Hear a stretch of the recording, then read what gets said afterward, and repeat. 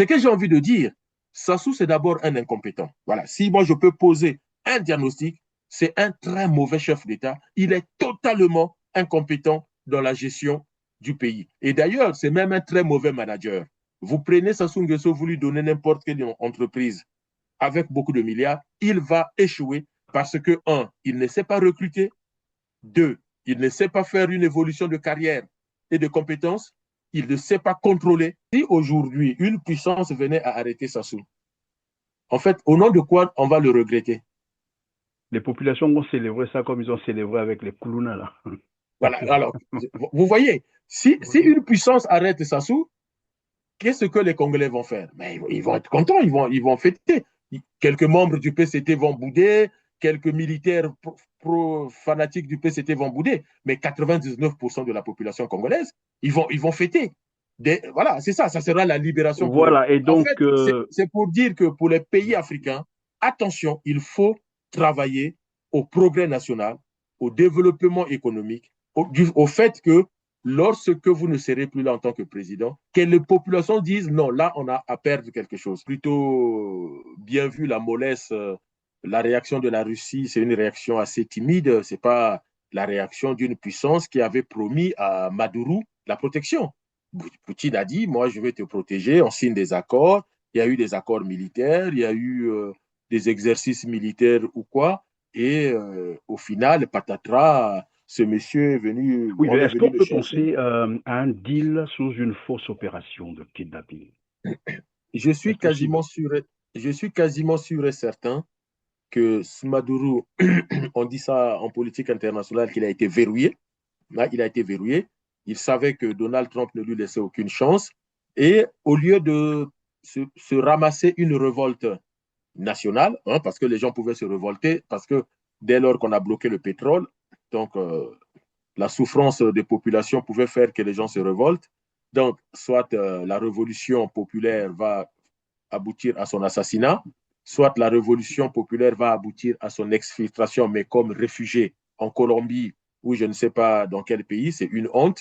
Et la sortie honorable, c'est donc une arrestation par les forces américaines. Parce que c'est quand même étonnant de voir comment ça s'est passé, j'ai expliqué. Moi, je suis Maduro, les Américains viennent me chercher, je sais qu'il y a l'éminence qu'ils viennent me chercher, on va en découdre. Je vais au moins positionner sur le toit de ma maison de quoi détruire les hélicoptères américains. Ça à coup sûr, je le ferai. Or, il ne l'a pas fait. Donc, Vous pensez les... il n'a pas fait parce qu'on nous parle quand même de 80 morts, hein, et parmi ces oui, 80-là, en mais c'est comme ça majorité, qu'on va sa maquiller. garde. C'est comme ça qu'on va maquiller les choses. Comment se fait-il que lorsqu'on crée une opération américaine, à la présidence de la République, il n'y a pas l'armement lourd, c'est plutôt des Kalachnikov. Il faut savoir que face à un hélicoptère, une Kalachnikov, c'est rien. Hein. C'est faire rire les gens. Les militaires, il y a eu quand même 23, on comprend qu'il y a eu 30 militaires cubains, à peu près une trentaine de militaires cubains tués et 23 militaires vénézuéliens tués. Donc, on a plus de 50 militaires en ce moment-là dans son palais et aucun n'a une arme lourde. C'est quand même curieux.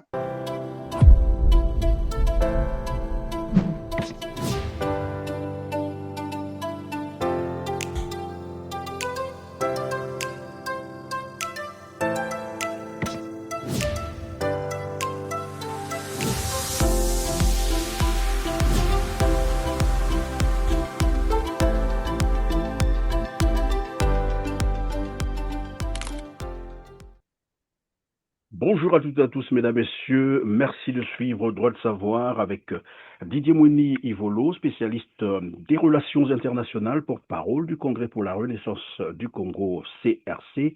Ensemble, nous allons tenter de décrypter le discours de fin d'année de Denis Sassou Nguesso, un discours qui a principalement porté sur l'annonce de la date de l'élection présidentielle de mars 2026, avec bien sûr les promesses d'un scrutin transparent, démocratique, apaisé et crédible. On l'écoute.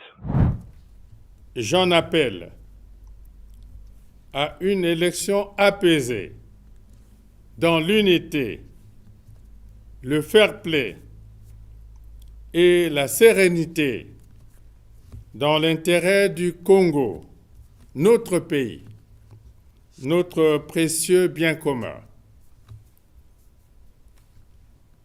Paix sur l'ensemble du territoire national. Voilà, il a parlé également de l'opération Zéro Kuluna qui va se pérenniser, mais là encore, on va se poser tout de même la question, si l'opération doit continuer, pourquoi ne pas désormais impliquer la justice? Nous allons donc en parler tout à l'heure avec Didier Monivolo. Bonjour Didier. Bonjour, Monsieur Perrin, et merci pour cette invitation.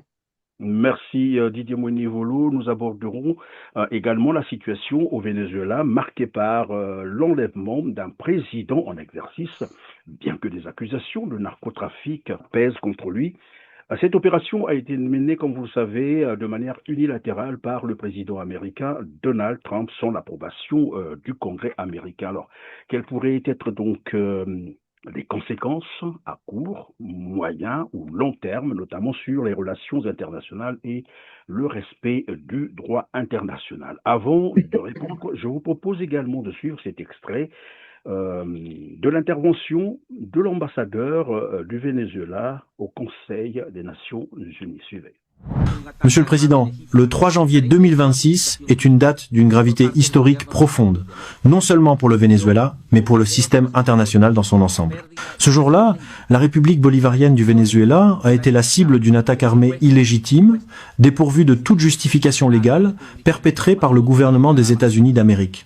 Cette attaque a notamment consisté en des bombardements sur son territoire, des pertes en vie civile et militaire, la destruction d'infrastructures essentielles et l'enlèvement du président constitutionnel de la République, Nicolás Maduro, et de la première dame, Cilia Flores. Le Venezuela comparaît aujourd'hui devant ce Conseil avec une profonde conviction. La paix internationale ne peut être maintenue que si le droit international est respecté, sans exception, sans deux poids, deux mesures, ni interprétation sélective. Les événements du 3 janvier constituent une violation flagrante de la Charte des Nations Unies, commise par le gouvernement des États-Unis, en particulier la violation du principe de l'égalité souveraine des États, la violation de l'interdiction absolue du recours à la force ou à la menace de la force contre l'intégrité territoriale ou l'indépendance politique de tout État, consacrée par l'article 2, paragraphe 4 de la Charte, et la violation de l'obligation de régler les différends par des moyens pacifiques. De plus, ces actes violant gravement les conventions de Genève et leurs protocoles, compte tenu des attaques indiscriminées contre la population civile et les biens civils. Le droit international des droits de l'homme a également été violé, notamment le droit à la vie, à l'intégrité physique et à la sécurité. L'enlèvement du président de la République par le gouvernement des États-Unis d'Amérique revêt une gravité particulière, car il constitue une violation directe d'une norme essentielle du droit international. L'immunité personnelle des chefs d'État en exercice. Cette immunité n'est pas un privilège individuel, c'est une garantie institutionnelle qui protège la souveraineté de l'État et la stabilité du système international. Cette méconnaissance affecte non seulement le Venezuela, mais crée également un précédent extrêmement dangereux pour tous les États représentés dans cette Chambre, quelle que soit leur taille, leur puissance ou leurs alliances. Monsieur le Président, la résolution 3314 de l'Assemblée générale définit clairement comme acte d'agression le bombardement du territoire d'un État par les forces armées d'un autre État, ainsi que l'invasion ou l'occupation, même sans annexion formelle. Les événements que nous dénonçons relèvent sans équivoque de cette définition. En 2004, la Cour internationale de justice a affirmé qu'il y a occupation lorsqu'un État exerce un contrôle effectif, même sans annexion formelle ni présence continue de troupes. La résolution 242 du Conseil de sécurité, quant à elle, souligne que l'acquisition de territoires par la force est inadmissible. Voilà Didier Monivolo, la charité ordonnée commence par soi-même. Commençons donc par l'actualité congolaise marquée, comme vous le savez, par une crise multidimensionnelle que traverse le Congo et la prochaine élection présidentielle de mars 2026. Denis Sassou Nguesso a promis un scrutin démocratique, transparent, apaisé. Peut-on vraiment accorder du crédit à ces promesses? Alors, est-ce qu'on peut accorder du crédit aux promesses de Sassou Nguesso? Ben, j'ai envie de vous dire, Monsieur Perrin, Sassou a déjà promis tellement de choses. depuis qu'il est revenu par coup d'État au pouvoir à Brazzaville, qu'est-ce qu'il n'a pas promis? Il n'y a qu'à voir à chaque élection présidentielle la campagne que Denis Sassou Nguesso fait. Je renvoie les Congolais à la dernière campagne de 2016-2015 pour une élection en 2016, si je ne me trompe pas. Sassou, quand il change la constitution, il promet monts et merveilles aux Congolais. Et donc, la dernière campagne présidentielle, il parlait de l'agriculture à grave, l'agriculture à néné. Est-ce que Bethlehem a importé Kwanga? Ah, Kwanga. Ah, Est-ce que surtout Bethlehem a importé Safou? N'ayons pas la mémoire courte, M. Perrin. Ben moi, c'est à la façon laquelle la capacité qu'elle a bête. Samnaï qui bête que importé ba oignon. Est-ce qu'elle a raison là yao? Est-ce qu'elle a raison qu'elle? Samnaï qui bête que importé haricot. Est-ce qu'elle a raison qu'elle? Est-ce que Bethlehem a importé banane? Vous me couvez. Est-ce que Bethlehem a importé banane? Kwanga. Ah, surtout Kwanga. Ah. Lorsque vous prenez le programme de Sassou à l'élection présidentielle précédente, qu'est-ce qu'il a réalisé? Et lorsque vous écoutez Denis Sassou Nguesso lui-même, il avait promis qu'il va rendre compte aux Congolais le moment venu. Je vous reprends là ses propos. Et Coliné Makosso a confirmé devant la presse nationale et internationale que le moment venu, le président rendra compte. Mais quelqu'un qui vient de faire un mandat de 5 ans, quand est-ce qu'il va rendre compte? Alors, comment peut-on croire que les promesses qu'il fait seront tenues? Alors, l'élection, oui, il va faire une élection. Elle sera transparente? Pas du tout, comme d'habitude. Et qu'est-ce qui va se passer? Déjà, on verra le taux de participation. Beaucoup de Congolais n'iront pas voter. Si Sassou est candidat, c'est sûr que beaucoup de Congolais n'iront pas voter, puisque les Congolais savent que peu importe celui qui sera élu, Sassou va conserver le pouvoir par la force. Et on a vu où est le général Jean-Michel Mokoko. Tout le monde le sait que c'est Mokoko qui était arrivé en tête de la dernière élection présidentielle, secondé par Guy Parfait Kolela, oui. paix à son âme. Et au final, c'est Denis Sassou Nguesso qui s'est maintenu au pouvoir, je crois, élu même au premier tour avec un score fleuve qui ne reflète pas la réalité. Et donc, il peut promettre parce qu'il a envie de parler, il a envie Il faut de peut-être, satisfaire. pardon Didier Monivolo, il faut aussi l'expérience de 2021, la toute récente, où finalement un candidat qui était pressenti d'ailleurs favori est décédé dans des circonstances troubles le jour même de l'élection présidentielle, alors qu'il était question évidemment d'invoquer l'article 60, je crois 70 de la Constitution, qui voudrait que cette élection soit annulée. Oui. Malheureusement, voilà, la Cour constitutionnelle ne s'est pas autosaisie et Denis Sassou Nguesso s'est autoproclamé encore vainqueur. Et voilà pourquoi je vous posais la question tout à l'heure. Est-ce qu'on peut vraiment croire à ce que dit Denis Sassou Nguesso?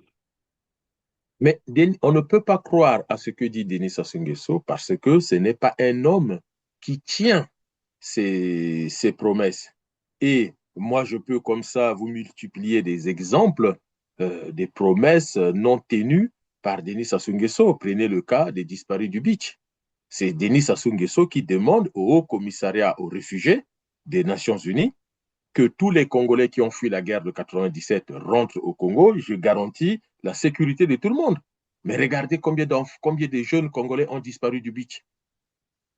Et le temps qu'on réalise qu'il a tendu un guet-apens, qu'il a tendu un piège aux Congolais qui se trouvaient à l'étranger et surtout ceux qui s'étaient réfugiés à Kinshasa, mais c'est en grande partie les ressortissants du pool sans créer un conflit entre les départements, mais en grande partie, c'était des ressortissants du pool qui ont entendu ce message, cette promesse, et qui sont arrivés au beach. Au beach même, ils ont disparu.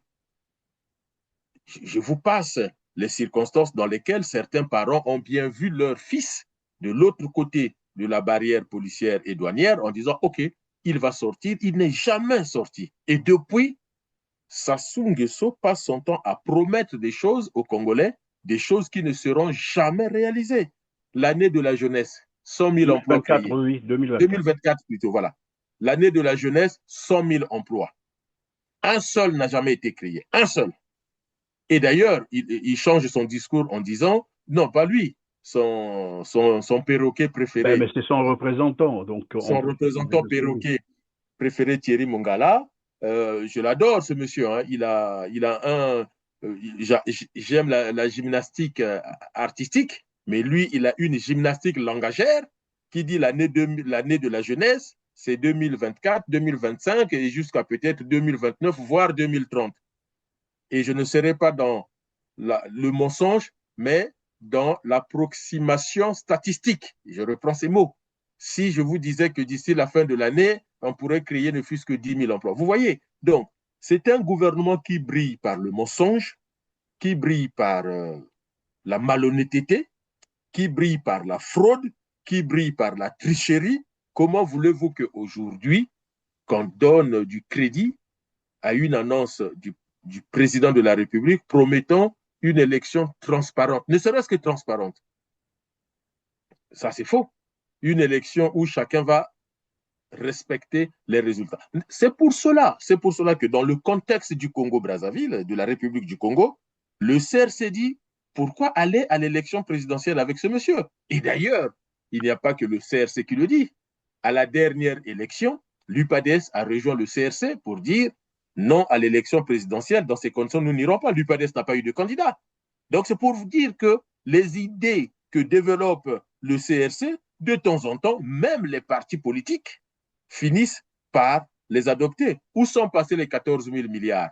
C'était le slogan du CRC que tout le monde reprend aujourd'hui, y compris les partis politiques au Congo.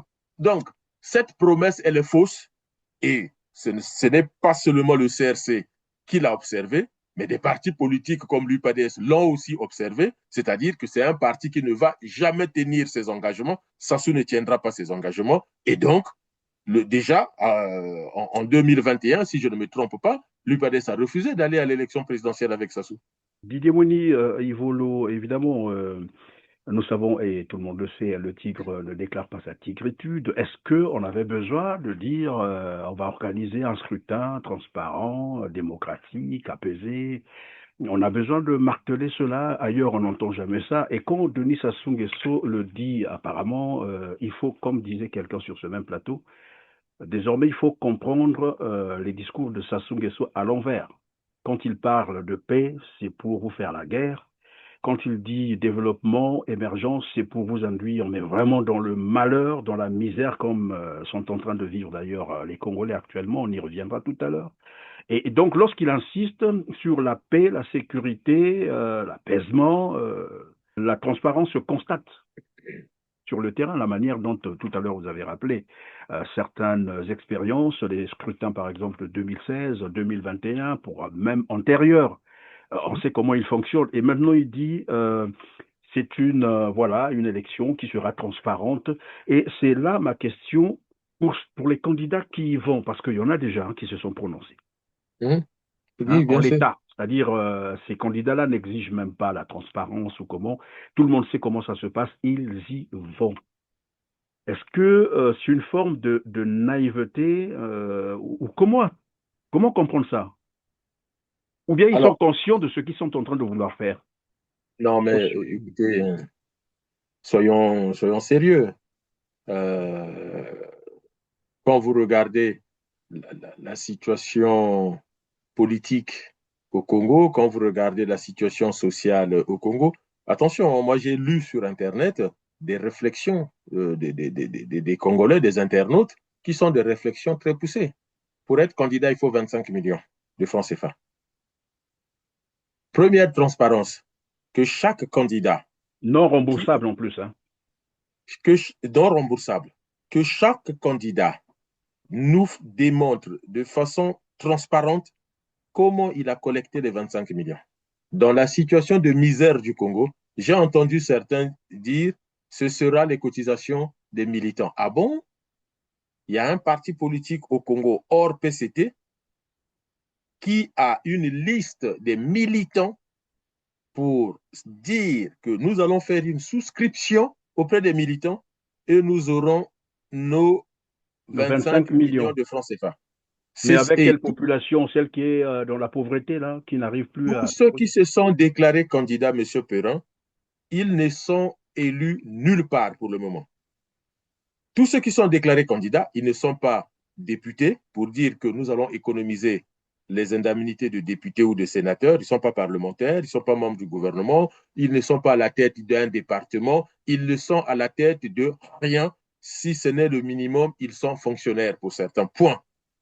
Alors, deuxième élément d'analyse sociologique ou socio-économique, dans un contexte socio-politique, socio-économique, où dès lors qu'un militant dit « venez à mon meeting, je vais vous donner 2000 francs, je vais vous donner 5000 francs », comment croire que ce même militant va vous donner 5000 francs pour aller payer votre participation à l'élection présidentielle? L'argent, c'est dans l'autre sens, c'est-à-dire des politiques aux populations. L'argent, ce n'est pas des populations aux politiques. La preuve, un des grands partis du Congo, l'UPADS, Pascal Sassima-Biala, n'a pas arrêté de dire qu'après 2013, je n'ai pas pu organiser le congrès parce qu'on n'a pas d'argent, il n'y a pas de cotisation des militants. Si les militants de l'UPADS ne peuvent pas cotiser pour un congrès de l'UPADS, comment penser que des militants de tel ou tel parti peuvent cotiser jusqu'à 20... Donc, rien que voir qui aura les 25 millions et qu'il nous fasse la démonstration. Vous savez, en démocratie, aux États-Unis, par exemple, comme en France, vous déclarez ce que vous donnez aux partis politiques.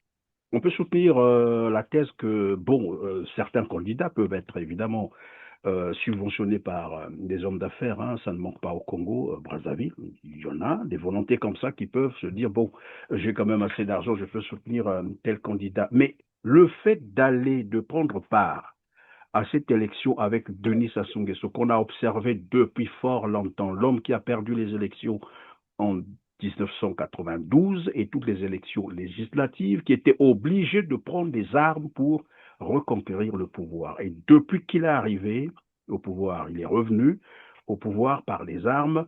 Toutes les élections qu'il a organisées, tout le monde sait, ça on ne va plus expliquer ça aux Congolais, ils savent que c'était mais des simulacres d'élections.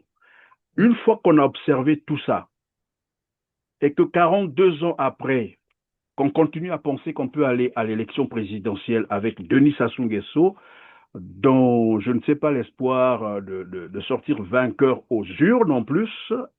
Et après, il faut se souvenir encore de l'expérience du général Jean-Marie Michel Mokoko que vous venez de rappeler. Lui encore, c'est un soldat où tout le monde se disait, écoutez, cette fois-ci, si Sassou Nguesso triche, je crois que voilà, le général Jean-Marie Michel Mokoko va lui régler ses comptes.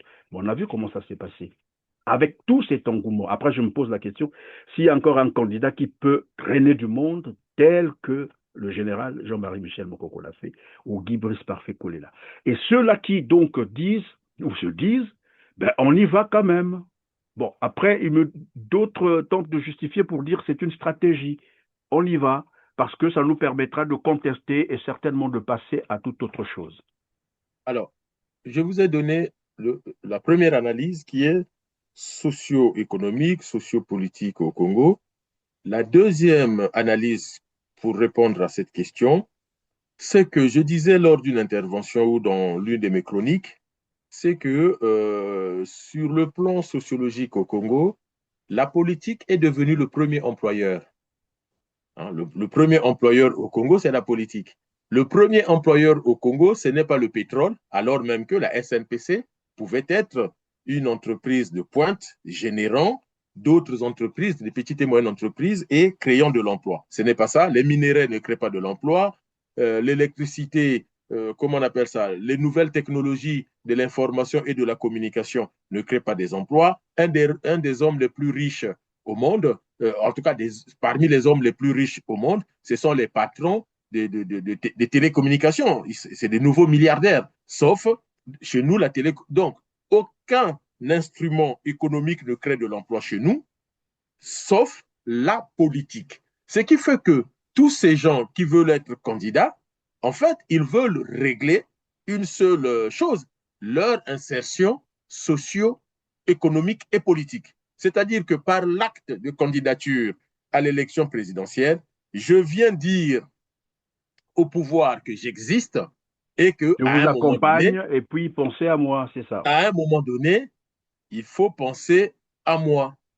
Penser à moi, si je suis candidat aux législatives, pourquoi pas, penser à moi, si je suis candidat aux élections locales, pourquoi pas avoir la chance d'être coopté. Et d'ailleurs, quand vous regardez sur Internet, entre eux, il y a des accusations de corruption, de collaboration avec tel ou tel responsable politique au sein du PCT. Vous savez, le PCT a eu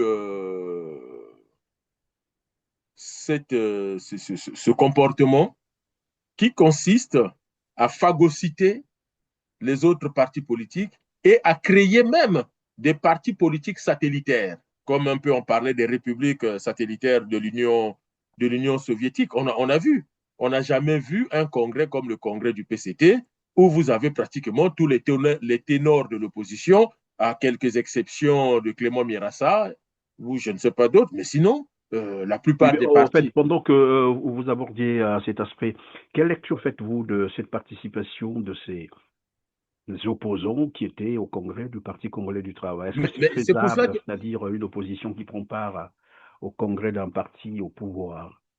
Mais ça a à voir avec la question que vous avez posée de ces candidats où vous vous dites, mais qu'est-ce qu'ils pèsent sur l'échiquier national? Qu'est-ce qu'ils représentent pour aller à l'élection? Et qu'est-ce que ça veut dire aller à l'élection présidentielle avec Sassou Nguesso pour des candidats, la plupart qui ont d'ailleurs l'âge des petits-enfants de Sassou. Hein, quand vous regardez, hein, la plupart d'entre eux, ils ont l'âge des petits-enfants de Denis Sassou Nguesso, même pas des enfants de Denis Sassou Nguesso, mais des petits-enfants de Denis Sassou Nguesso. Et donc, quand je dis qu'il y a un lien avec, quand je fais le lien avec le congrès du PCT, c'est parce que les grands partis au Congo sont vassalisés. Ce sont des partis vassaux du PCT et leur présence, c'est pour confirmer officiellement l'allégeance de l'UPADS, de Yuki, du MCDDI, de tous ces partis, l'allégeance vis-à-vis du PCT et du pouvoir. Et quand vous regardez comment ces partis ont été présentés, mais c'est une présentation qu'on a faite de façon express. Prenons le cas du premier, Pascal Satima Biala. Monsieur Perrin, la politique, ce n'est pas de la littérature. La politique, ce n'est pas de la philosophie. On peut philosopher et imaginer des choses. On peut faire de la littérature, écrire des poésies et autres. Mais la politique est d'abord une science. On parle de science politique. Quand vous prenez l'image de Pascal Satima Biala au congrès du PCT, il est assis entre qui et qui? Vous avez le conseiller de Sassou, plus il est assis entre les ténors du pouvoir du PCT, du pouvoir de Brazzaville. Moi, je suis patron d'un parti. Je suis invité, peu importe le type d'invitation. À ma gauche et à ma droite, ce sont mes collaborateurs les plus proches. Parce que si j'ai envie de quelque chose, si j'ai envie de parler, si j'ai envie... Mais là, on vous dit, ce monsieur, nous l'avons verrouillé. Nous le tenons. C'est ce que ça veut dire, cette image que vous voyez. Oui, le langage des images, évidemment, en politique comme... Arrêt sur image. Ce monsieur, nous le tenons, nous le verrouillons. C'est-à-dire qu'il est entre nos mains, il ne peut pas bouger. Ce qui suppose que, pourquoi, quand il s'y rend, il ne se rend pas avec 2-3 personnes de son état-major qui vont être à côté de lui, qui sont ses protecteurs, mais protecteurs symboliques dans le sens où je ne joue pas seul la partition, c'est le parti qui vient, mais avec des garde-fous. Or, il vient, il est assis, encerclé par les tassiques du PCT, dont ce conseiller politique qu'on voit maintenant un peu partout comme caution physique, caution morale, caution symbolique de Denis Sassou Nguesso. Et ce parti va vous dire qu'il est contre le PCT, mais pas du tout. Et d'ailleurs, si vous reprenez les propos même de ce parti, ce chef de parti dit souvent « Je souhaite la réussite du pouvoir. Sassou est le seul à avoir réussi le maillage territorial du Congo. » Et il a été souvent très critique vis-à-vis du fondateur du parti et très élogieux vis-à-vis du dictateur de Brazzaville. Le MCDDI, c'est pareil. Oui, mais avec le MCDDI est allé beaucoup trop loin au point de déclarer, de demander même la candidature, de réclamer la candidature de Denis Sassou Nguesso à l'élection présidentielle de mars 2000. Yuki, c'est pareil. Pendant des années, Yuki a été au gouvernement et en symbiose avec le PCT. Et donc, pour démontrer aux gens que Yuki ne fait plus partie du sillage du PCT, eh ben, Yuki aurait dû éviter d'être présent au congrès du PCT. Et donc, il n'y a pas un autre mot, c'est prêter allégeance. Ils sont venus là pour prêter allégeance à un congrès médiocre et qui n'a montré que deux choses. Moi, j'ai retenu deux choses. Les danses, les chansons, voilà, les danses et les chansons, et puis le fait de dire que Denis Sassou Nguesso, c'est notre candidat et Pierre Moussa reste notre secrétaire général. En dehors de ça, un congrès, c'est un moment où on vient redéfinir la nouvelle vision du parti, la nouvelle stratégie du parti, le nouveau projet du parti au pouvoir pour amener le pays vers le développement. Ça, on n'a pas entendu. On a entendu des cris de joie, des danses, et puis à la fin, pour dire qu'on garde les mêmes et on circule. Donc, quand vous regardez ce qui s'est passé au Congrès avec la soumission des autres partis politiques, eh ben, vous avez donc ces jeunes politiciens qui pensent qu'ils peuvent jouer leur partition. Et donc, ils viennent là, surtout, pour asseoir un projet d'insertion sociale, d'insertion professionnelle via la participation politique à une élection présidentielle hypothétique, puisque tout est verrouillé d'avance. Tout est verrouillé d'avance, vous l'avez dit. Nous savons, et tous les Congolais le savent, que Denis Sassou Nguesso est en situation très délicate, il faut le dire, contre la Constitution congolaise. C'est un monsieur qui viole la Constitution constamment et de manière délibérée. On parlerait d'ailleurs d'un acte de haute trahison parce que lorsqu'un chef d'État viole la Constitution de manière délibérée, c'est un acte de haute trahison. Et au cours de ce congrès, on a suivi le message vidéo de Denis Sassou Nguesso. Il est chef de l'État, il est président de la République et donc c'était incompatible qu'il s'affiche à ce congrès. Curieusement, ce même congrès a reconduit Denis Sassou Nguesso comme président du Parti congolais du travail. Donc encore en fonction, président de la République du Congo, président de son parti, le PCT. Et ils disent non, il n'a pas pris part au congrès pour les raisons que je viens d'évoquer. Pourtant, il a fait un message, il s'est adressé à ses militants. C'est une manière de participer parce qu'aujourd'hui, on parle des conférences visio. Donc, en fait, lui, il a participé en visio. Mais on veut faire comprendre aux Congolais qu'il n'a pas pris part, il n'était pas, disons, dans la salle. Qu'à cela ne tienne, il a été reconduit, je l'ai dit tout à l'heure, président de la République, disons, président du Parti congolais du travail. Et donc, il continue à violer de manière délibérée la Constitution. C'est l'article 80, pour ceux qui voudront bien sûr lire cet article, alinéa 2. Alors, donc, on se retrouve encore devant un cas d'un président de la République, disons d'un gouvernement hors la loi. Déjà, la tête viole la loi, et le PCT, c'est le régime au pouvoir, donc c'est son gouvernement qui viole la loi. Mais moi, je me souviens, lorsque Denis Sassou Nguesso était encore à l'opposition, il déclarait qu'il n'accepterait jamais, mais vraiment jamais, qu'un gouvernement hors la loi organise les élections présidentielles. Cependant, est vrai le fait que jamais je ne pourrais accepter que la Constitution soit violée. J'insiste pour dire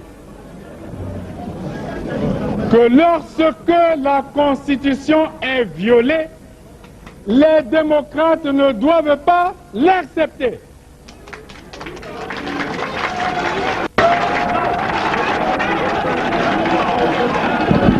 Jamais, jamais, jamais nous n'accepterons qu'un gouvernement censuré organise les élections dans un pays.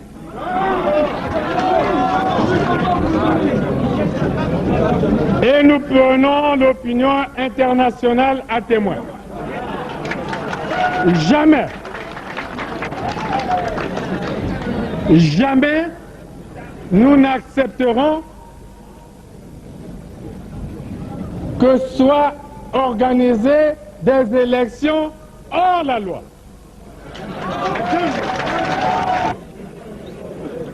Là aussi, nous prenons l'opinion internationale à témoin. Je crois que tous les responsables de ce pays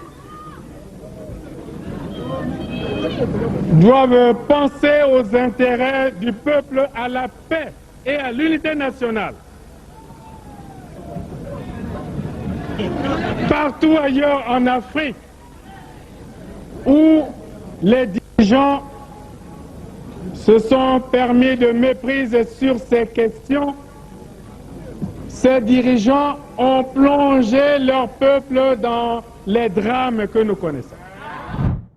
Aujourd'hui, lui, il est dans un cas de figure où il viole la loi, c'est-à-dire c'est un hors-la-loi. Son gouvernement est hors la loi, le PCT est hors la loi, et voilà ce gouvernement qui veut organiser des élections et qui promet une élection transparente, équitable, comme il a dit lui-même, démocratique.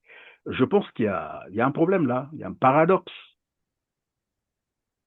Oui, mais alors, les paradoxes au sein du PCT, ça ne date pas d'aujourd'hui. Sur votre chaîne, j'ai déjà relevé plusieurs fois que le pouvoir de Sassou, c'est un pouvoir de paradoxe. Vous avez vous-même dit en début de cette émission, quand il prend la paix, il fait la guerre. Quand il prend le développement, il appauvrit le pays. Mais au lycée, alors, je ne sais plus si ma mémoire est bonne, mais nous avons lu L'étrange destin de Vangrin. Ngongolo Masoke, le dieu des contraires. Hein, c'est un peu notre Ngongolo Masoke, c'est un peu Denis Sassou Nguesso. Vous savez, Sassou applique à la perfection cet adage en Afrique qui veut que la dictature, c'est lorsqu'un autre que moi est au pouvoir. Et d'ailleurs, observez les coups d'État en Afrique, vous verrez que, et d'ailleurs, c'est tout le problème dans les pays où il y a eu récemment les coups d'État. C'est-à-dire que les motifs pour lesquels on dit je fais le coup d'État parce que voilà les griefs que je fais au pouvoir, curieusement, celui qui a fait le coup d'État, notamment les colonels et les généraux, quand ils arrivent au pouvoir, ils renforcent. Mais ils font pire que ceux qu'ils condamnaient avant. Et c'est pour cela que faites attention. Dans nos pays, dans ces pays-là, ce genre de comportement, une fois que vous avez un très bon... C'est pour ça que les démocrates en Afrique ont du mal à s'imposer. Parce que les gens sont tellement traumatisés par des décennies et des décennies de ce type de comportement, de ce type de fonctionnement, que quand vous arrivez, quand quelqu'un arrive et qu'il est démocrate, qu'il essaie de les libérer, ça les plonge dans la pathologie psychique. Attention, hein, la libération, la liberté, ce n'est pas quelque chose d'aussi facile que ça. Quand les gens sont restés longtemps sous l'emprise d'un pouvoir comme celui de Sassou Nguesso, libérer les consciences, il faut vraiment bien s'y préparer. Donc, Sassou Nguesso, c'est le maître des contraires. Le dictateur, c'est l'autre. Toujours l'autre, comme disait Jean-Paul Sartre, l'enfer, c'est les autres. C'est pas lui. Ce qui fait que ce que vous pointez comme paradoxe, comme contradiction, mais c'est leur mode de fonctionnement. Vous dites, regardez Kolide Makosso, le point presse qu'il fait. On lui dit, il n'y a pas d'électricité à Brazzaville et à Pointe-Noire, qui sont les deux grandes villes. symbole du Congo. Il vous prend l'exemple d'un village de 10 habitants où ils sont allés implanter un groupe électrogène. Vous imaginez le raisonnement par c'est toute une absurdité chez eux. On lui dit qu'il n'y a pas d'eau et il n'y a pas d'eau à Brazzaville, à Pointe-Noire et dans les grandes villes. Il vous prend un exemple d'un puits qu'ils ont installé dans un coin, on ne sait pas où. Et monsieur vous parle d'un pays, un pays imaginaire, puisque le Congo qu'ils décrivent comme en voie de développement, alors qu'ils ont fait plonger ce Congo dans le cercle des pays pauvres très endettés. Vous voyez, on ne peut pas, nous ne vibrons pas à la même hauteur. Ce qui fait qu'aujourd'hui, quand Denis Sassou Nguesso dit « Je ne viens pas au Congrès parce que c'est contraire à la Constitution », mais le même Congrès le désigne encore chef de ce parti-là, contrairement à la Constitution, oui, on appelle ça paradoxe de paradoxe. Et la conséquence, c'est que nous avons une république des fous. Demandez aux psychologues, demandez aux psychiatres, c'est-à-dire que toutes ces contradictions, on appelle ça, vous n'êtes pas le seul à le constater. Les Américains parlent de double blind, la double contrainte. Voilà. La double contrainte, c'est-à-dire que on dit à un enfant, sors, ah non, entre. Un enfant ne peut pas comprendre. Est-ce que je sors ou j'entre? Et le cas le plus pathologique que les psys expliquent, c'est un enfant qui court après ses parents. Le parent écarte les mains pour l'accueillir, tout en reculant en même temps. Le recul, symbole du rejet. Les mains écartées, symbole de l'accueil. L'enfant est perdu. Donc, on voit bien que nous sommes en face d'un pouvoir qui prend du plaisir à violer la Constitution, mais non pas parce qu'ils prennent du plaisir, ça c'est nous qui le disons, mais pour eux, c'est un fonctionnement normal. C'est là qu'il faut chercher aussi à comprendre, parce que le même Denis Sassou Nguesso, c'est juste un rappel, hein, il exigeait d'ailleurs au professeur Pascal Lissouba d'être citoyen candidat, c'est-à-dire à l'approche de l'élection, il devait démissionner pour être citoyen candidat et non président candidat, parce que lorsqu'on est président candidat, il y a des privilèges, parfois on se sert les moyens de l'État. Et aujourd'hui, lui-même, depuis qu'il est revenu... En 1992, il avait démissionné. Ben, malheureusement, lui-même n'a jamais démissionné. Donc, il était président candidat. Il a toujours été président André Milongo était Premier ministre candidat, mais cela n'a pas empêché Pascal Lissouba, paix à son âme, de gagner dans une élection transparente. Quand on est dans une élection transparente, il n'y a pas de souci. Et puis, au nom de la continuité de l'État, on ne peut pas laisser un État, un poste comme le président de la République, Premier ministre, des postes vacants. Ben, il suffit d'avoir une élection transparente. Et le seul exemple qu'on a au Congo, c'est Pascal Lissouba qui se présente à l'élection de 1992 en tant que simple citoyen qui bat campagne. La présidence de la République, c'est Denis Sassou Nguesso, le président, c'est André Milongo, le Premier ministre, et Pascal Lissouba obtient plus de voix que Sassou Kolela réunis au premier tour. Quand vous additionnez les voix de Kolela et les voix de Sassou au premier tour, c'est-à-dire le deuxième et le troisième, vous additionnez les voix, ils ne dépassent pas Pascal Lissouba qui arrive en tête.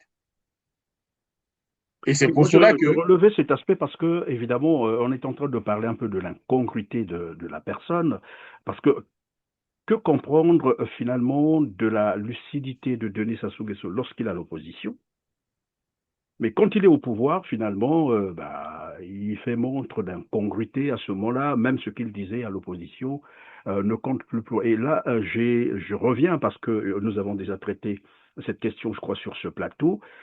Est-ce que c'est tout cela la politique ou bien Denis Sassou Nguesso souffrirait finalement des troubles dissociatifs et de l'identité, c'est-à-dire une personne qui, à un moment donné, se dit « je fais ci », de l'autre côté, après il se dit « mais qu'est-ce que je viens de faire là ?» Est-ce que c'est... En fait, c'est quelqu'un qui dit quelque chose et fait son contraire. Oui, mais alors, monsieur Perrin... Et là, donc, ma question précise, c'est de savoir, est-ce que c'est tout cela parce que, bon, vous êtes spécialiste en relations internationales, moi, je veux comprendre si c'est un comportement politique Ou peut-être que c'est une pathologie simplement, des troubles dissociatifs, comme on explique ça très bien, et de l'identité.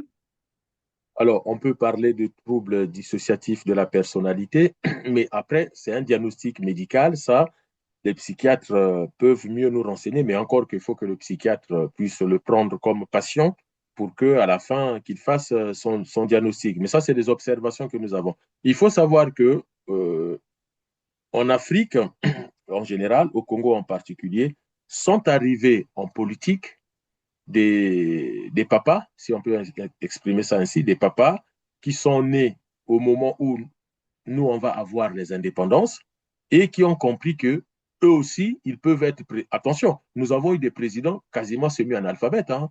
L'empereur Bokassa était semi-analphabète. Alors même que, et d'ailleurs, je suis contesté sur cette analyse-là, mais tant pis, moi je le dis. Mais notre difficulté à nous, Africains en général, c'est aussi parce que nous gérons des appareils qu'on appelle État, État de type moderne, avec des institutions, et à la tête des États, nous avons qui? Des gens qui ne savent rien de la gestion de ces États-là, des bricoleurs. C'est comme si, ce qu'on appelait chez nous Mayoto.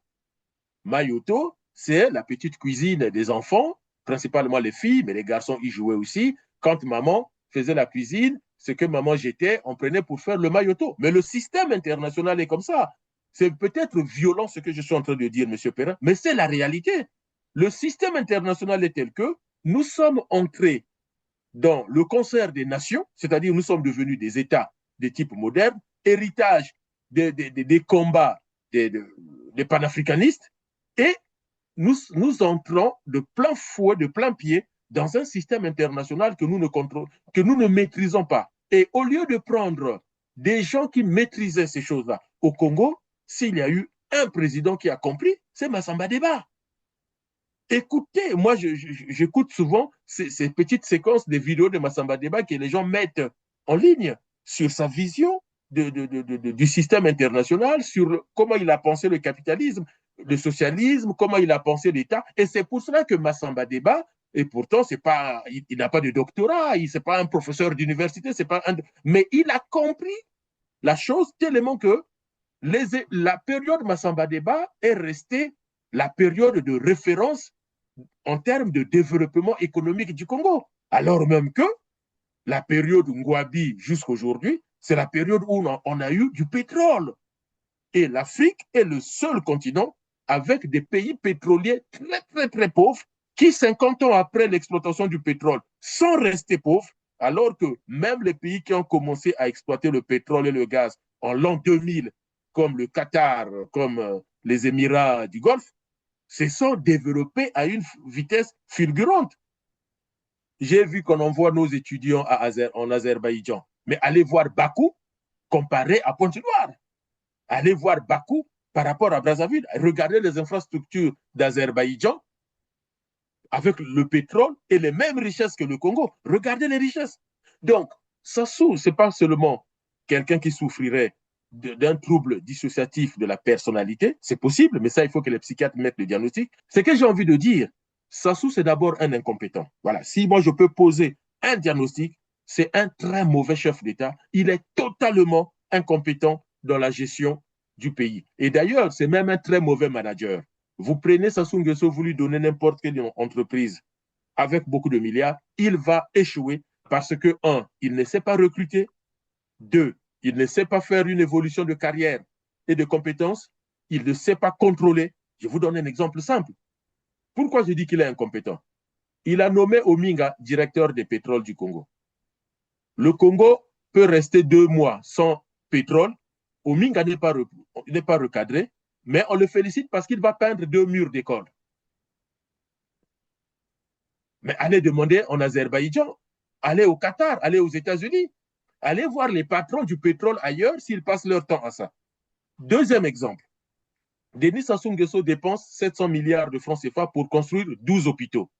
Délai de livraison 2017. Mais c'est en 2025, il vient, il vous dit, l'hôpital est dans la brousse. Mais c'est un mauvais gestionnaire. Parce que oui, mais à ce niveau-là, pardon, une petite précision. Si réellement il est incompétent ou partisan du colonialisme, Parce Alors, que dans son fonctionnement, on peut aussi lire que c'est une stratégie politique pour lui d'appauvrir, de maintenir les Congolais dans cet état de pauvreté, de précarité absolue, pour continuer à dominer ou voilà, les asservir, oui, comme tu dirais.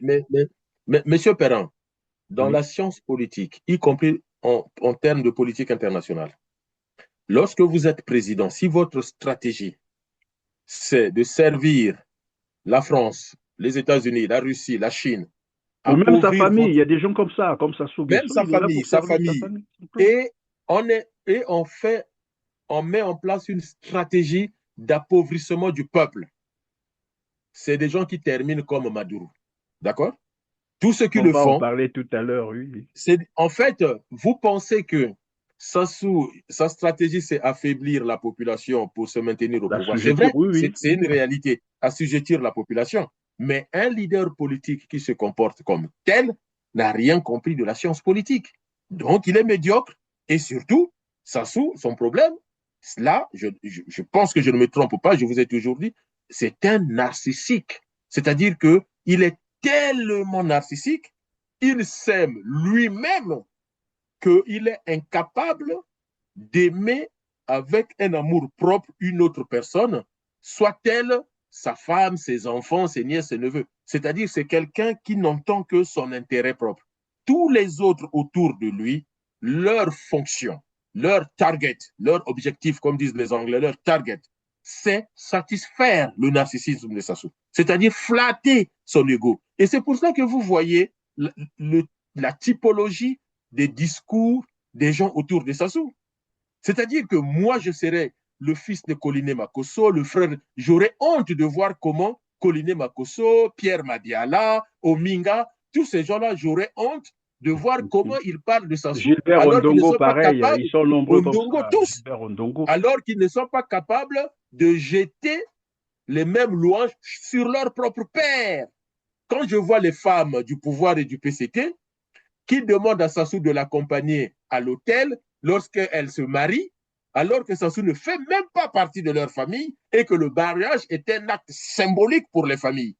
Donc, il y a une forme d'aliénation face à ce monsieur pro-narcissique. En fait, c'est ça le problème du Congo. Et ce qui fait que quand vous prenez l'incompétence, l'aliénation, le narcissisme dans ce groupe-là, le résultat, donnez-leur tous les milliards du monde, ils n'en feront rien. La preuve, ils ont eu 14 000 milliards, ils n'ont rien fait. Alors, vous Parce parlez, que, pardon Didier Mouni-Volo, on va avancer parce que le temps s'y nous tient. Nous avons un deuxième volet à aborder tout à l'heure. Mais d'abord, puisque vous parlez de Sassou Nguesso qui serait narcissique, alors, est-ce que c'est ce qui explique, puisqu'il n'aime que lui-même, pas quelqu'un d'autre, et comme quelqu'un me disait, de toute façon, un dictateur n'a pas de famille, n'a pas d'amis, n'a pas, voilà, et tout ça, c'est, donc si on prend tout ça en alors, compte, ça c'est faux. Ça c'est faux. On ne peut pas dire un dictateur n'a pas de famille. Ce que Sassou fait, je vous le dis encore, Monsieur Perrin, ce n'est pas de la dictature. non, mais parce que Sincèrement, celui qui m'en parlait me disait, vous verrez bien qu'un dictateur, même quand c'est son fils, même quand c'est son fils, qui veut toucher à son pouvoir, si vous ne faites pas attention, il va l'éliminer. Bon, là, il n'y a pas de parents qui, voilà, un papa ne peut vous pas savez éliminer qui a son fils. développé la France? Vous savez qui a construit les institutions françaises et qui a Oui. développé la France? C'est un dictateur, Napoléon. Bon, un dictateur éclairé, comme on les appelle, ils sont bien différents. Certainement, Donc, moi, certainement. Et non, mais moi, j'abordais cet aspect de La choses Chine est parce un que vous avez exemple. dit, il n'aime pas les autres, il n'aime que lui-même. Et c'est pour aborder l'aspect de l'opération Zéro Kuluna, parce qu'il en a parlé aussi lors de son dernier discours, où il a dit que ça va se pérenniser 2026, 2027, pourquoi pas, voilà. Et là, on attendait évidemment qu'il implique désormais la justice dans cette opération. Mais ce qu'il n'a pas dit, ça veut dire quoi? Il a opté de violer la Constitution en permanence parce que cette opération viole toutes les lois, les règles et lois de la République. Le fait de pérenniser cette opération sans impliquer la justice, sans en appeler à l'application du droit, ça veut dire que Denis Sassou Nguesso a déclaré devant les Congolais que on ne comptait plus sur moi, votre constitution, ce n'est plus mon problème. moi, je vais continuer à exécuter ces jeunes sans procès. Et c'est là, lorsque vous parlez de quelqu'un qui n'aime pas les autres, et moi je vois en ces jeunes, oui, après, chacun peut dire ce qu'il pense de ces jeunes, mais moi je pense que ce sont des victimes d'une politique. Un pays, un gouvernement qui n'a pas eu une politique adéquate pour la jeunesse, et donc qui sont victimes d'un système. Au lieu de les redresser, de les rééduquer comme ça se passe ailleurs, parce qu'on arrive parfois à en sauver aussi beaucoup, ben non, on décide de les éliminer. Et on dit ça va continuer. Ça veut dire quoi? Dans 2 matins, le bandit ne sera pas seulement Koulouna, parce que les Koulouna, après, ils vont finir. Le délinquant, ça sera qui? Ça sera celui qui n'est pas d'accord avec la politique de Sassou Nguesso. Ou un opposant. Quelqu'un qui ne plaît pas, voilà, au système Sassou, on va l'exécuter sous prétexte que c'est un Koulouna. Mais vous savez, j'ai été le tout premier à dire sur votre chaîne que ce que vous voyez au Congo, ce n'est pas de la dictature. Bon, on dit de la dictature parce qu'il faut le dire, mais en réalité, si vous interrogez les psychosociologues spécialistes des études de groupe, on appelle ça un gang. Hein? Le pouvoir du Congo, c'est des gangsters. Et le problème de même la dictature a une organisation et on va respecter les règles. Qu'est-ce qu'on entend par la dictature? La dictature n'est pas contraire de l'état de droit. Vous savez, un régime peut être un régime dictatorial, mais qui respecte l'état de droit, c'est-à-dire qui respecte sa Et constitution. qui défend les intérêts de ce pays. Mais chez nous, c'est un tyran, parce que c'est là aussi, il faut qu'on sache faire cette nuance. Mais bien sûr, C'est un tyran, c'est même pas c'est un tyran à la tête d'un gang. Voilà. À la tête d'un gang dans le sens où c'est tout ce que vous êtes en train de dire, M. Perrin. C'est-à-dire qu'aujourd'hui, il dit ça, demain, il change. Mais même le dictateur ne peut pas comme ça changer les choses tous les jours. C'est pas possible. Parce que même dans la dictature, il faut respecter une certaine organisation. Sinon, le risque, c'est quoi? Ben, c'est la révolte populaire. Même le dictateur il a peur que le peuple se soulève. Or, dans la tête de Sassou, il fait fi de tout ça. C'est-à-dire que D'ailleurs, c'est quelqu'un. on entend dire ses partisans que, bah, écoutez, ça n'arrivera pas chez nous, jamais ça n'arrivera. Il restera là, c'est l'homme, voilà, de la situation, et donc voilà. Alors, Tata Mokonzi, comme disait Mobutu, c'est Kokukuwendo Wazabanga, donc voilà. dans un contexte où quelqu'un s'affranchit de tout, mais s'affranchit. Et d'ailleurs, c'est même là l'erreur. Ça, je vous le dis. Et d'ailleurs, au Congrès, on l'a vu. C'est même là l'erreur du PCT de ne pas circonscrire les limites du pouvoir de Sassou dans l'espace et dans le temps. Et on a bien vu, minimum, hein, je ne sais pas, je n'étais pas au Congrès du PCT, mais le peu qu'on a vu, on a vu 2 blocs s'affronter. Le bloc qui voulait que Christelle Denis Sassou Nguesso prenne la tête du parti et le bloc qui voulait que Pierre Moussa ou peut-être une autre personne arrive à la tête du parti. Le PCT a passé la nuit du réveillon du 31 décembre dans le Congrès.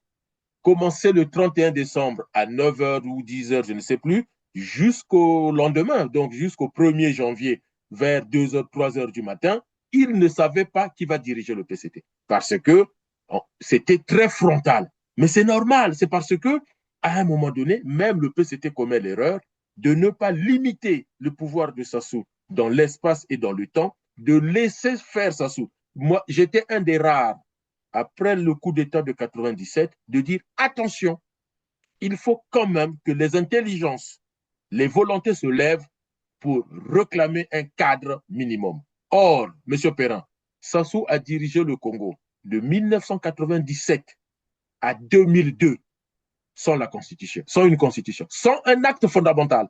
Ce n'est même pas que la Constitution. Sans un acte fondamental, sans institution légale. C'est-à-dire que ce monsieur a joué avec le Congo, la vie des gens, la richesse du Congo pendant 5 ans. Et oui, mais qu'est-ce qu'il a expliqué? Il a expliqué qu'il était trop, je termine juste, il a expliqué qu'il était trop fatigué de la guerre et il voulait se reposer. Il s'est reposé 5 ans. Et par la suite, on a trop laissé Sassou, même le PCT commet cette erreur-là, de trop laisser Sassou de jouer avec la Constitution, de jouer avec les institutions, de jouer avec les finances publiques. Donc, à un moment donné, même au sein du PCT, le PCT peut toujours avoir un autre candidat que Sassou. Et ça vient alimenter quoi? Ça vient alimenter son côté narcissique en disant, mais finalement, j'ai raison de me comporter comme ça, puisque tout le monde me le reconnaît. Vous savez, la servitude volontaire, c'est que les dominés acceptent cette domination. Ben, j'espère que les Congolais ne sont pas dans ce cas de figure. Mais quelqu'un nous le disait ici, hein, la force de Denis Sassou Nguesso, c'est la violence, la violation de la loi, en permanence d'ailleurs, et sa faiblesse, c'est la loi. C'est quelqu'un qui n'a jamais respecté la loi. Et ça, c'est démontré. On va continuer à le démontrer. Je voudrais bien que quelqu'un, même du PCT, vienne nous démontrer le contraire. Sassou est un hors la loi. Mais après, la question que je me pose, est-ce que réellement le PCT est encore un parti politique ou une organisation, voilà, je ne vais pas dire les mots trop forts. Est-ce que le PCT est encore un parti politique? Il y a un aspect qui m'intéresse souvent, c'est de voir que lorsqu'on arrive aux élections présidentielles, Denis Sassou Nguesso a un logo qui n'a rien à voir avec le PCT. Un éléphant. L'éléphant, oui. Généralement, il se présente avec ça. Et Denis Sassou Nguesso, lorsqu'il a fait son coup d'État militaire de juin 1997, lorsqu'il a pris le pouvoir par les armes, et ça c'est ce que moi j'essaie de penser, hein, je tente un peu d'analyser, je me dis, ben, il a pris le pouvoir par les armes, c'est son pouvoir à lui. Écoutez-le lorsqu'il parle comment on appelle ça, comment on l'appelle, les notables, hein, les notables d'Oyo, de son coin, à qui il disait, nous avons attrapé le gibier, nous n'allons plus le relâcher. Vous vous occupez donc de l'arrière-cour, c'est-à-dire Oyo, les villes, moi je m'occupe de Tandala. Et celui qui viendra prendre ce pouvoir n'est pas encore né. Le jour qu'il naîtra, je vous le dirai. Lorsqu'on prend tous ces éléments-là, et qu'on regarde comment fonctionne le Parti congolais du travail, qui, conscient que lorsqu'il arrive des élections, Sassou peut utiliser un autre logo, donc son passé du Parti congolais, alors qu'il est le président de ce parti. Toutes ces questions ne sont jamais traitées au PCT. Parce qu'en fait, apparemment, et je peux me tromper, Sassou a fait du Parti congolais du travail, j'allais dire, un outil de combat, mais un outil familial désormais. Ça se limite au niveau de sa famille à lui. Depuis qu'il a pris le pouvoir, il s'est arrangé à dominer ce parti, à instrumentaliser, à manipuler ce parti, au point où tout est décidé par Denis Sassou Nguesso. Je parie que même la reconduction de Pierre Moussa, c'est Denis Sassou Nguesso qui a dû l'imposer pour dire « mettez-moi Pierre Moussa ». Puisque vous ne voulez pas de mon fils, mettez Pierre Moussa. Et donc ma question, est-ce que lorsque vous observez le Parti congolais du travail, est-ce qu'on peut parler encore d'un parti politique? Sur sa forme juridique et administrative, oui, le Parti congolais du travail est un parti politique. Maintenant, si on pénètre le fonctionnement du parti politique, non. Mais au-delà du parti politique, vous avez aussi toutes les institutions du Congo, en commençant par une institution très, très, très importante, qui est l'armée. Notre armée, ce n'est plus l'armée nationale qu'on a connue, qui pouvait défendre le pays, qui pouvait protéger les institutions. La symbolique de notre armée, si les gens peuvent se rappeler, c'est l'armée sous le règne du général Mokoko. Si on a eu la conférence nationale, si on est allé vers la démocratie, c'était surtout parce que l'armée sous général Mokoko, donc Mokoko, chef d'état-major. Parce qu'il y avait aussi la pression des syndicalistes, ça, il faut reconnaître quand même. Oui, mais il faut reconnaître que lui, Bokamba Yangouma, en ce temps-là. Bokamba Yangouma, qui a fait un gros travail, mais il faut savoir qu'on pouvait avoir un gros bain de sang si Mokoko s'était rangé du côté de Sassou. On serait certainement arrivé à la démocratie, je ne sais pas par quel mécanisme, mais il y aurait un grand bain de sang. Il faut savoir que déjà pendant la conférence nationale, ou même avant, il y a beaucoup de grèves. Hein. Il y a la fameuse grève de cheminots à Pointe-Noire, où Sassou Nguesso envoie les bérets rouges mater la grève et Mokoko envoie les bérets noirs pour protéger les grévistes. On se rappelle de ces événements-là. Il y a eu pendant la transition les Pendant bérets pendant rouges. que vous en parlez, c'est juste une petite parenthèse. Est-ce que c'est ce qui peut expliquer aujourd'hui l'abandon de CFCO, c'est-à-dire une sorte de punition que Denis Sassou Nguesso a donnée La punition, elle est collective. La punition, elle est collective. En 1997, j'ai dit à certains amis qui étaient avec moi en Chine j'ai dit, vous avez fait revenir Sassou, méfiez-vous, il va se venger parce que un narcissique, il a la haine tenace. Il est rancunier parce qu'il est narcissique. Et donc, il fait payer à tout le monde, hein, à la population, le fait qu'on l'a rejeté en 1992. Et donc, comme Ilongo est Premier ministre de la transition, Sassou envoie les bérets rouges à Ngangalingolo ou à Madibou où habitait Milongo pour l'arrêter, l'assassiner, tout ce que vous voulez. Et heureusement qu'une partie de la force publique s'est opposée à ça. Et donc, lorsqu'il revient en 97, Sassou comprend définitivement qu'il a été lâché par l'armée. Attention, les militaires aussi vivent la colère de Sassou. Sassou sait qu'il a été lâché par l'armée nationale quand il est tombé en 92. Et au final, quand il revient, il désorganise l'armée de sorte que c'est la sécurité présidentielle qui est la mieux armée et prend le dessus. Mais au niveau politique, au niveau du parti, Sassou sait très bien que s'il a pu écarter Ngouabi et Yombi, c'est parce qu'il a utilisé aussi le Parti congolais du travail. Donc, il faut que ce parti soit remanié pour que ce parti serve mon narcissisme, serve mes projets. Qu'est-ce qu'il fait? Il les donne pas que à ses enfants et à sa famille, mais Sassou s'arrange à avoir le lien de sang avec la plupart de ses collaborateurs. Regardez au gouvernement et à l'Assemblée avec combien de femmes de ses collaborateurs, non, des filles de ses collaborateurs, Sassou a eu des enfants. Les Congolais ont tendance à négliger cela. Lorsque Ngouabi meurt, Céline est enceinte de Denis Sassou Nguesso.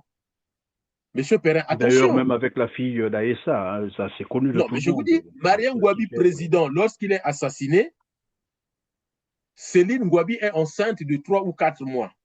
Et si vous faites le ratio avec la fille de Sassou Nguesso, Céline Ngouabi, qui s'est mariée il y a quelques années et que le père c'est Sassou, quand vous reculez en année, ça correspond en 1977, la date de la grossesse, quand Ngouabi meurt.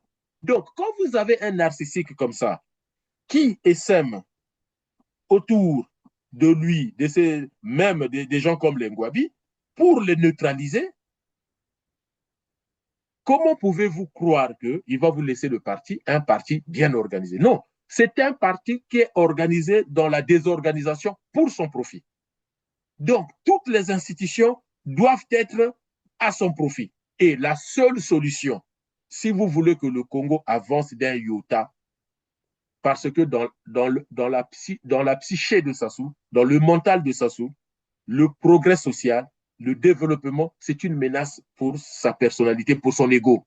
Parce que si j'ai des gens qui ne sont pas de ma famille, de mon entourage, qui deviennent des milliardaires, des hommes d'affaires, des femmes d'affaires, des personnes qui n'ont rien à voir avec la politique, mais qui percent dans la vie, qui sont des références pour le Congo, que ce soit le sport, la musique, la culture, la littérature, si ces gens-là sont en dehors de mon cercle, ça suppose qu'ils constituent une menace pour moi. Et c'est pour cela qu'au Congo, tout est à terre.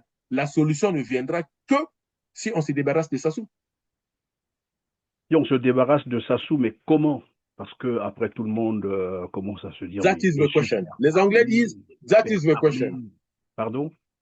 Les Anglais disent that is the question. Comment se débarrasser de Sassou? Comment le dégager du pouvoir? Et je l'ai dit, avec Sassou, le Congo ne sera pas seulement pauvre, mais ne cessera de s'appauvrir. C'est-à-dire qu'il ne peut pas amener le pays vers le... Il a détruit ce qu'il a trouvé. Hein. Regardez, rien que le Congo de 1997 et le Congo d'aujourd'hui, on recule. Sassou arrive, évidemment, le Congo il a n'est mis pas un le pays endetté. Congo dans un cycle de surendettement. Et Sassou prend le pouvoir, le Congo n'est pas endetté. Oui. Au lieu de travailler pour que le Congo avance, il a travaillé pour que le Congo entre dans le cercle des pays pauvres très endettés. Mais même le FMI est étonné. Même tout, mais tout le monde était... Voilà, Didier Mouni-Volo, on va avancer. On reviendra tout à l'heure sur, évidemment, l'opération Zéro Corona. Je vais vous poser la question de ce que vous pensiez. Donc, il a dit, hein, ça va continuer. Bon, après, les conséquences aussi politiques, économiques, pourquoi pas sociales, d'une opération comme celle-là où on va continuer à battre les jeunes, à tuer les jeunes à bout portant. Et voilà, c'est lui qui décidera le jour où ça va s'arrêter, alors que même lorsqu'il s'agit d'un état d'urgence, Mais ça, généralement c'est limité dans le temps. c'est un narcissique. C'est comme ça que raisonne un narcissique.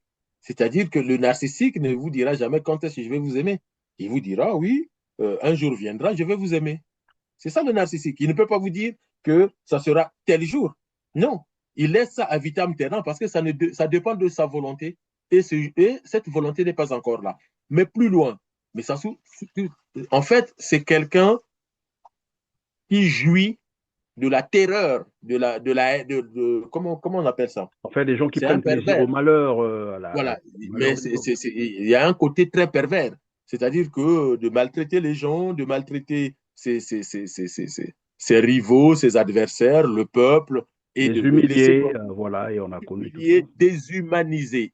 C'est quelqu'un qui va vous déshumaniser. Quand on laisse les corps traîner pendant 2, 3 jours avant de venir les jeter, quand on casse les maisons, vous voyez le spectacle. Le spectacle. Et c'est le même spectacle que vous avez eu à l'époque de Jésus, quand les démons sont là et ils veulent sacrifier le Christ. Et lui, ce spectacle-là, il en a besoin. C'est ça, c'est son énergie. C'est son essence, c'est son carburant. C'est ça qui le fait vivre. Donc, voir les gens heureux, c'est très compliqué pour lui. Quand les gens sont heureux, c'est comme si les gens étaient contre lui. Mais c'est un fonctionnement psychique qui est assez difficile. Et je pense que le jour où il mourra, quand il ne sera plus là, j'espère que les psychiatres et les psychologues congolais le prendront comme objet dans des thèses. Mais croyez-moi, ils vont faire des best-sellers si ces thèses-là sont Didier transformées en Mouni-Volo, livres. le 3 janvier 2025, le monde était surpris d'un acte, mais vraiment, bon, on ne dira pas isolé, parce qu'il y a déjà il y a des précédents, on le connaît. C'était l'enlèvement donc de Nicolas Maduro, le président en exercice du Venezuela, qui a été enlevé par une opération initiée par Donald Trump de manière unilatérale, puisque le Congrès n'a pas été associé. D'abord, votre lecture globale sur les réactions de la communauté internationale, si tant est qu'elle existe encore, bien entendu. Alors, ce que j'ai retenu dans la réaction, tout de suite, la presse a parlé du kidnapping. Et ça, j'ai trouvé ça génial parce que jusque-là, ce n'était pas forcément le discours qui était dans la presse occidentale quand on avait eu de telles opérations. On se souvient du Panama, hein, avec George Herbert Bush, et dans les années 80. Mais là, tout de suite, la presse internationale a dit c'est un kidnapping, y compris même la presse américaine. Alors, les réactions, vous avez entre les soutiens de Donald Trump qui se félicitent de cette arrestation, même si ils ont quand même peur, mais c'est surtout l'hypocrisie de certaines puissances. Vous savez, bon, on va en discuter, mais je me suis posé mille et une questions. Comment se fait-il que ce monsieur qui est, semble-t-il, gardé par des Cubains, conseillé par les Russes, peut-être aussi les Chinois, a été pris comme un petit pigeon dans sa maisonnette, sans que... Moi, j'attendais de voir plutôt du côté américain combien d'hélicoptères abattus, hein, du côté américain, combien d'hélicoptères abattus, combien de soldats américains morts, parce qu'on n'attaque pas n'importe quoi, on attaque quand même une présidence de la République, on attaque quand même un président avec qui le temps est monté dans les échanges avec Donald Trump, et un président qui savait qu'on venait le chercher, qui savait. Et Et il avait moi, même c'est qui dit, m'a... si vous voulez, venez me chercher dans mon palais. Oui. Donc, du coup, moi, au niveau des réactions, j'ai plutôt bien vu la mollesse. La réaction de la Russie, c'est une réaction assez timide. C'est pas la réaction d'une puissance qui avait promis à Maduro la protection. Poutine a dit, moi, je vais te protéger. On signe des accords. Il y a eu des accords militaires. Il y a eu des exercices militaires ou quoi. Et au final, patatras, ce monsieur est venu, Oui, on mais est est-ce qu'on venu le peut chercher. penser à un deal sous une fausse opération de kidnapping? Je suis C'est possible. quasiment sûr, je suis quasiment sûr et certain que Smaduru, on dit ça en politique internationale, qu'il a été verrouillé. Là, il a été verrouillé. Il savait que Donald Trump ne lui laissait aucune chance. Et au lieu de se ramasser une révolte nationale, hein, parce que les gens pouvaient se révolter, parce que dès lors qu'on a bloqué le pétrole, donc la souffrance des populations pouvait faire que les gens se révoltent. Donc, soit la révolution populaire va aboutir à son assassinat, soit la révolution populaire va aboutir à son exfiltration, mais comme réfugié en Colombie ou je ne sais pas dans quel pays, c'est une honte. Et la sortie honorable, c'est donc une arrestation par les forces américaines. Parce que c'est quand même étonnant de voir comment ça s'est passé, j'ai expliqué. Moi, je suis Maduro, les Américains viennent me chercher, je sais qu'il y a l'éminence qu'ils viennent me chercher, on va en découdre. Je vais au moins positionner sur le toit de ma maison de quoi détruire les hélicoptères américains. Ça à coup sûr, je le ferai. Or, il ne l'a pas fait. Donc, Vous pensez qu'il les... n'a pas fait parce qu'on nous parle quand même de 80 morts, hein, et parmi ces oui, 80-là, en mais c'est comme ça majorité, qu'on va sa maquiller. garde. C'est comme ça qu'on va maquiller les choses. Comment se fait-il que lorsqu'on crée une opération américaine, à la présidence de la République, il n'y a pas l'armement lourd, c'est plutôt des Kalachnikov. Il faut savoir que face à un hélicoptère, une Kalachnikov, c'est rien. Hein. C'est faire rire les gens. Les militaires, il y a eu quand même 23, on comprend qu'il y a eu 30 militaires cubains, à peu près une trentaine de militaires cubains tués et 23 militaires vénézuéliens tués. Donc, on a plus de 50 militaires en ce moment-là dans son palais et aucun n'a une arme lourde. C'est quand même curieux. Les armes à main, des armes lourdes, capables de détruire les hélicoptères, existent. Et comment se fait-il que la cinquantaine ou la centaine de militaires qui étaient là, puisqu'il y a plus de 50 qui tombent, ils ont tous que des Kalachnikov. Parce que l'hélicoptère qui a été touché par des tirs de Kalachnikov. Un seul soldat américain a eu peut-être des balles. Et moi, je pense que Maduro a pu négocier cette sortie. Et surtout qu'on apprend aujourd'hui que la vice-présidente a été en lien avec les services américains bien avant l'opération. Donc, Oui, qu'est-ce pendant que que... vous dites ça, pardon, sans vous couper, moi, enfin, si on prenait l'hypothèse que c'est un deal sous fausse opération de kidnapping, évidemment, ce que vous dites, il y a eu des négociations comme ça, déjà en octobre, hein, les gens peuvent aller lire, c'est le journal Miami Herald qui rapportait en octobre déjà les négociations qui étaient en cours entre la vice-présidence actuelle et Donald Trump. Et au cours de ces Mais négociations, Maduro a eu Donald Trump au téléphone. Ils ont parlé de voilà, il quoi? demandait même à Donald Trump qu'on lui donne 200 millions de dollars et puis qu'il aille s'installer. En fait, il préférait aller en Russie et Donald Trump lui a dit, pas question, on va trouver, selon ce journal, hein, on va trouver un autre moyen, mais tu seras arrêté. Ça se dit en octobre, donc il y a 3 mois de cela. Mais ce qui me fait un peu reculer sur cette thèse, c'est que il y a quand même mort d'homme. Et si c'était un deal, pourquoi sacrifier donc? Alors là, je peux vous dire que dans ce type d'opération, c'est pas la mort d'homme, oui, ça c'est l'équation pour maquiller que ce Maduro voulait se livrer aussi. Et donc, il faut quand même qu'il y ait mort d'homme pour donner encore du décor dans la scène. Mais autre élément qui montre quand même que c'est assez curieux, comment se fait-il que lorsque vous avez une telle tension entre les États-Unis et le Venezuela, et que Maduro sait que Donald Trump va venir le chercher, il dort avec sa femme au palais dans le même lit. On vient les trouver dans le même lit. C'est de l'amateurisme pur. Je vous renvoie à la visite de Mme Zelensky à Paris. Je ne sais pas si les gens ont suivi. Dans les échanges que Mme Zelensky a avec les Oui. journalistes, quand on lui demande sa vie actuelle, elle dit « Je vois très rarement mon mari ». Très rarement mon mari, oui, j'ai suivi ça. Mais moi, je vous dis encore, moi, dans mon métier en tant que politique internationale, je suis à la place de Maduro. Ce n'est pas au palais qu'on viendra me trouver. La preuve, quelques décennies avant, quand on a cherché Noriega, qu'est-ce que Bush a demandé aux forces américaines? De fouiller toutes les maisons de Panama. Pourquoi ça a duré près d'un mois? Quand les Américains débattent, là c'est 150 hélicoptères, et plutôt aéronefs, avions, hélicoptères, drones qui viennent chercher Maduro.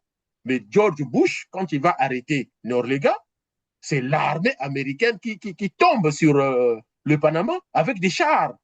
Et on a fouillé maison par maison. Ils n'ont peut-être pas fouillé toutes les maisons. Et Noriega était obligé de se livrer parce que ça devenait intenable. Or là, mais on est allé, on a pris, on est rentré. Ça a duré 5 minutes.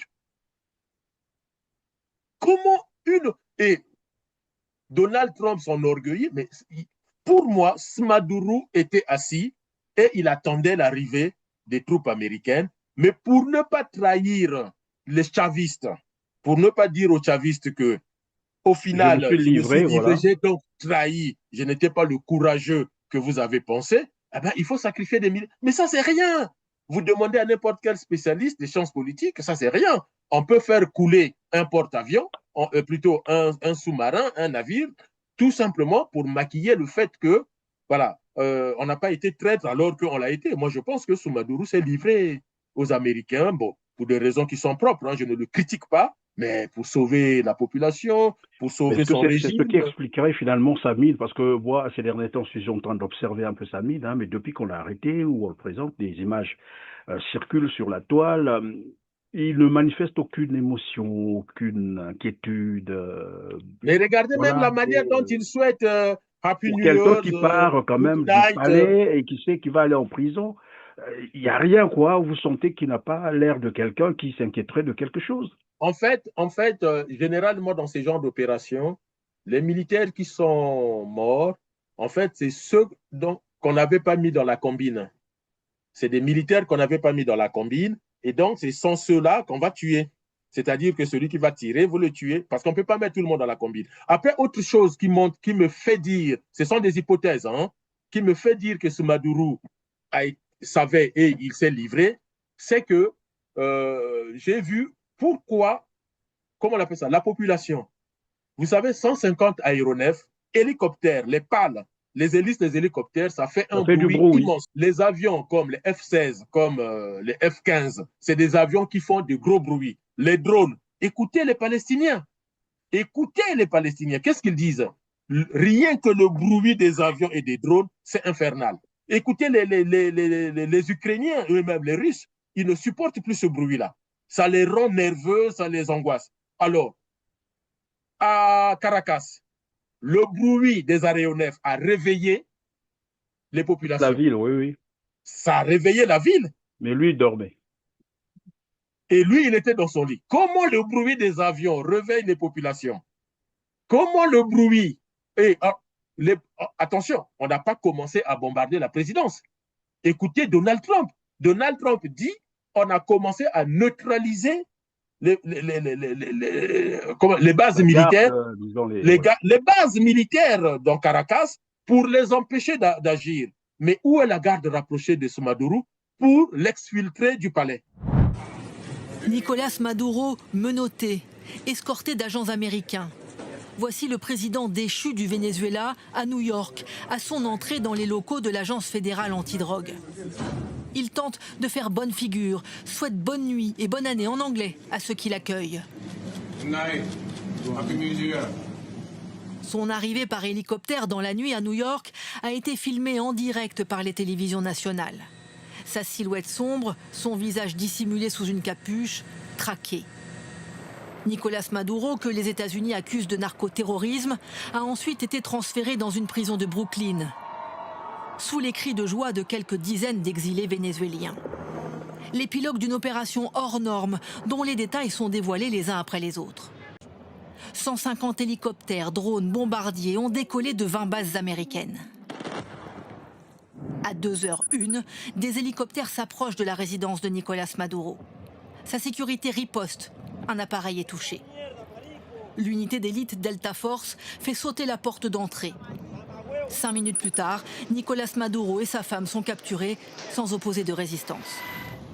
Il n'y a même pas eu de tentative d'exfiltration de Maduro de sa maison. Il n'y a pas eu de cachette, il n'y a pas eu de Oui, bunker, mais il n'y a là, pas vous eu... parlez de tentative d'exfiltration de Maduro, mais on comprend aussi que, et ça, il faut peut-être qu'on explique aux gens pourquoi l'armée ne s'est pas mobilisée, n'a Mais c'est ce pas que je suis en train de réagi, et dire, puis M. bon, vous Perrin. avez dit, Lors, c'est quand même un plus de militaire, 150 aéronefs qui tournent dans le ciel, l'armée n'est pas mobilisée, personne n'a pris son Kalachnikov pour dire, ben, défendons la patrie. mais ne serait-ce que lui-même, Maduro, à qui il a donné des consignes de dire vous êtes les derniers à vous tuer pour la révolution chaviste. Et donc, on les dote des armes capables d'abattre les aéronefs. Qu'ils réussissent ou pas, mais ils sont ces armes-là. Or, quand vous regardez les images des hélicoptères qui s'approchent du palais de Maduro de cette façon-là, non, ce n'est pas des Kalachnikov, je suis désolé. Ce ne sont pas, demandez à n'importe quel militaire, ce ne sont pas des Kalachnikov. Au-delà de dire qui a trahi, qui n'a pas trahi, mais déjà Maduro lui-même, comment il a voulu protéger sa résidence. Vous avez vu Oui, ben, Gbagbo? Attendez, vous avez vu oui. Gbagbo? Et pourtant, l'armée française a aidé les rebelles pour aller chercher Gbagbo. Mais ça a été terrible. Non, mais on apprendra d'ailleurs plus tard que c'est l'armée française elle-même qui est allée capturer Gbagbo Mais et bien sûr, la mais ça a livrer, été voilà. terrible. Ça, c'est Regardez connu, comment on ça a a été attrapé dit. Kadhafi. Regardez comment on a attrapé Kadhafi. Regardez l'image de Gbagbo arrêté, l'image de Kadhafi arrêté, l'image de Saddam Hussein arrêté, mais vous sentez que ils sont sous le choc. Ils sont déboussolés, ils ont le regard hagard, le regard perdu. Mais le mec, c'est comme s'ils étaient dans un film. C'est comme si on tournait un film et il est même comme ça. Hein, regardez le comportement des militaires américains qui le tiennent. Ils le tiennent avec respect. Même les militaires américains ont une attitude. C'est comme si c'était quelqu'un qu'on est allé sauver, quoi. Ça, c'est l'attitude, c'est pas l'attitude de Oui, quelqu'un qu'on a évidemment, cherché. en comparaison avec la manière dont ils avaient arrêté Ben Saddam Laden, Hussein, c'est vraiment, regardez Saddam il y a un Hussein, regardez contraste. comment on l'a maltraité. Donc, quel est ce mauvais film d'Hollywood, non, de Caracas qu'on nous a brandi et du coup, l'autre question qu'on peut se poser, si réellement le monsieur bénéficiait d'une sécurité russe, mais pourquoi Poutine ne l'a pas informé? Poutine savait que les Américains arrivent cette nuit-là. Vous savez pourquoi? Mais parce qu'ils ont des sous-marins partout. Lorsque Oui. Poutine dit je vais protéger le pouvoir de Caracas, ça suppose qu'ils écoutent aussi. Donc, Poutine aurait pu dire à Maduro, eh ben, je vais vous exfiltrer de la présidence, vous dormez maintenant à l'ambassade de Russie. Pourquoi Maduro ne dormait pas à l'ambassade de Russie? Il pouvait passer ses nuits à l'ambassade de Russie, il pouvait passer ses nuits à l'ambassade de Colombie. Vous savez comment on a raté Milosevic? La nuit où les F-16 américains et britanniques bombardent la présidence de Milosevic, Milosevic se trouve à l'ambassade de Russie, c'est ce qu'on a appris. Et par la suite, il est allé à l'ambassade, semble-t-il, de Chine en Serbie. Et c'est pour cela que les Américains ont bombardé l'ambassade de Chine. Mais sauf que les Russes avaient déjà exfiltré Milosevic. Alors, c'est ce qu'on nous raconte.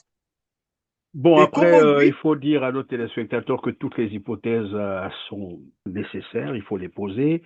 Et l'intellectuel, c'est celui qui parfois met tout en doute pour bien comprendre ce qui se passe. Mais il y a des éléments qui, évidemment, on peut faire penser que c'est un deal sous fausse opération. Et Il y a, nous il y a, l'avons il y a rappelé tout à il y a l'heure. quand même des éléments, il y a quand même des Voilà, éléments je mettrai doubles. aussi un lien sous cette vidéo, bien sûr, pour ceux qui voudront lire le journal Miami Herald. C'est bien expliqué. Ça se passe, ce qui est révélé là se passe en octobre. Et d'ailleurs, il y a même un deal où ils se disent, bah écoutez, dans ce cas, faites de sorte que vous extirpez Maduro, mais on garde le régime, c'est-à-dire un maduroïsme sans Maduro. Et c'est Mais ce à Trump, quoi ce nous qui sommes en train l'intéresse, c'est le d'assister business. aujourd'hui. Trump, ce qui l'intéresse, c'est le pétrole, c'est pas trop Maduro. Ben voilà, donc le C'est régime le est pétrole intact, qui l'intéresse. il est resté intact, le régime, il continue. D'ailleurs, c'est la vice-présidente, je crois, qui assure aujourd'hui la présidence par intérim. Mais bon, ça c'est l'hypothèse où c'est un deal sous fausse opération. Ben, revenons sur le cas où, bon, on va regarder d'autres aspects, notamment la violation, nous l'avons dit au début de cette émission, la violation, la souveraineté territoriale et l'enlèvement quand même d'un chef d'État en service qui normalement est bénéficiaire de l'immunité présidentielle. On ne peut pas quand même aller enlever un président de la République d'un pays souverain et puis, bon, dans le même temps, tout le monde est chacun dans son coin avec, comme on a dit, les condamnations au bout de lèvres, parce qu'on a vu ce qui s'est passé ou ce qui se passe avec la Russie et l'Ukraine. On a entendu comment les gens sont montés au créneau, comment voilà, la communauté internationale a réagi et là, tout le monde est, voilà, Mais, comment. Monsieur Perrin, déjà, vous faites le parallèle entre la Russie qui entre en Ukraine et tout le monde monte au créneau et là, les États-Unis, mais moi, je vais vous dire C'est une un acte de chose. guerre, hein. C'est un acte de guerre ce que les États-Unis ont fait. Là. Si on prenait C'est possible. l'hypothèse que c'est pas vraiment un deal. Mais le sujet principal, c'est pas Maduro qui a été arrêté ou autre. Et ça fait quelques années que j'interviens sur votre chaîne et ça fait quelques années que je fais des vidéos ou la chronique. Alors, écoutez, je vais vous dire une chose, c'est que aujourd'hui, et d'ailleurs, les Américains ont l'hégémonie sur le monde. Vous ne parlez pas de n'importe quel pays quand vous parlez des États-Unis. Les États-Unis, c'est la première puissance militaire au monde.